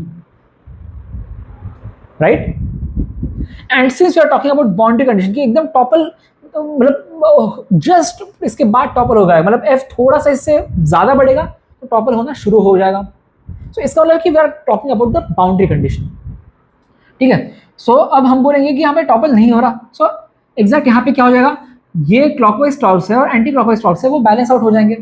अब देखिए यहाँ पे ये जो है n, this won't generate any torque because ये एग्जैक्ट इस पॉइंट पे है, और ये जो फ्रिक्शन है this also won't generate any torque because वो मतलब it is along the line of application of force, right, और along the reference point, right. समझ आ रहा है ना? इस पॉइंट को हम रेफरेंस मान के चल रहे हैं. हाँ, इस पॉइंट को हम रेफरेंस मान के चल रहे हैं, and small F and capital N they are acting along this point, तो उस वजह से इसका टॉर्क जीरो हो जाएगा, capital N and small F का, but capital F and W का टॉर्क रहेगा, बट वो भी कैंसिल आउट हो जाएगा, एक दूसरे को कैंसिल आउट कर देंगे। कैसे कैंसिल आउट करेंगे वो भी देखते हैं हम लोग। अब कैपिटल एफ का टॉर्क क्या हो जाएगा, F times of perpendicular distance, F times of perpendicular distance क्या है, a by two plus B, ये हो गया क्लॉकवाइज टॉर्क, एंड ये जो W है इसका काउंटर क्लॉकवाइज टॉर्क होगा ना, काउंटर क्लॉकवाइज टॉर्क ये कितना हो जाएगा, is equal to mg times of कितना डिस्टेंस है, ये परपेंडिकुलर डिस्टेंस कितना है ये, this is equal to a by two, because centre of mass is at a distance of a by two ना फ्रॉम दिस पॉइंट, ऐसे मतलब अगर ये स्ट्रेट लाइन मतलब परपेंडिकुलर डिस्टेंस देखेंगे हम लोग तो ये भी a बाई टू ही होगा ना, half of the entire side of the cube is a, तो ये a बाई टू ही होगा ना यार, तो ये a बाई टू हो जाएगा। Perfect perfect. एंड अब यहां पे हमने और क्या बोला है भैया जी,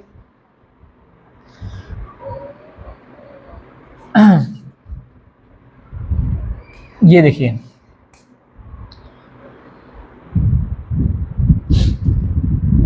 इसका क्या मतलब हो गया, इससे मैं f इज इक्वल टू क्या बोल सकता हूं 0.4 mg, और पहले ऐसे लिख देता हूं मैं,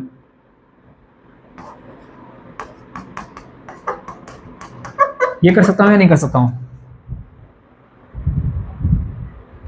मिनिमम फोर्स चाहिए ना हम यार, अगर सपोज ये f की वैल्यू इससे ज्यादा होगी, फालतू का हम वेस्ट कर रहे हैं हम लाइक देख, ये जो है फ्रिक्शन का मैक्सिमम वैल्यू हो सकता है, this is the limiting friction का वैल्यू, अगर f जो है इससे ज्यादा हो गया तो ट्रांसलेशनल मोशन शुरू होगा, टॉपलिंग भी शुरू होगा, बट फालतू का जाएगा ना वो, so that means this is the minimum value of capital F that we can have.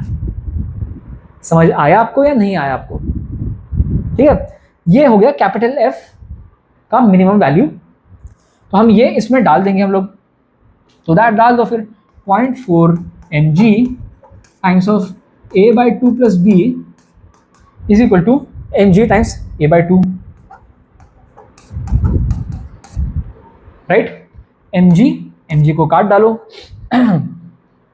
तो ये क्या हो जाएगा 0.2a plus 0.4b is equal to ये a बाई टू क्या हो जाएगा 0.5a, राइट, अब ये क्या हो जाएगा 0.5a माइनस 0.2a, तो ये हो जाएगा 0.3a is equal to 0.4b, right, so that means b by a क्या हो जाएगा 3/4, राइट, एंड फिर इन्होंने क्या पूछा है 100b by a, 100b by a, it will be equal to 100 into 3/4, that will be equal to 75, तो 75 should be the right answer, है क्या राइट आंसर, यहाँ पे क्या देख रहे हैं 50, तो करा क्या हमने, क्या गलत करा हमने, अब देखने से तो यार हमें ये लग रहा है कि this is well and good, right, हमने तरीके से सारी चीजें सॉल्व करी है, बट आंसर हमारा गलत आ रहा है, हमें सोचना है क्यों। कभी कभी ना चीजें हमारे एकदम आंखों के सामने होती है बट हम उसे अनदेखा कर देते हैं, जैसे धमाल मूवी आपने देखी यार, इसमें कहते हैं ना बड़ा W है, बड़े W के नीचे 50 करोड़ या कुछ 10 करोड़ छुपे होता है, तो यहाँ पे भी ऐसा ही एक सीन है, एंड जो बड़ा W जो है ना वो ये है, देखिए ये देखिए b by a is equal to 3/4,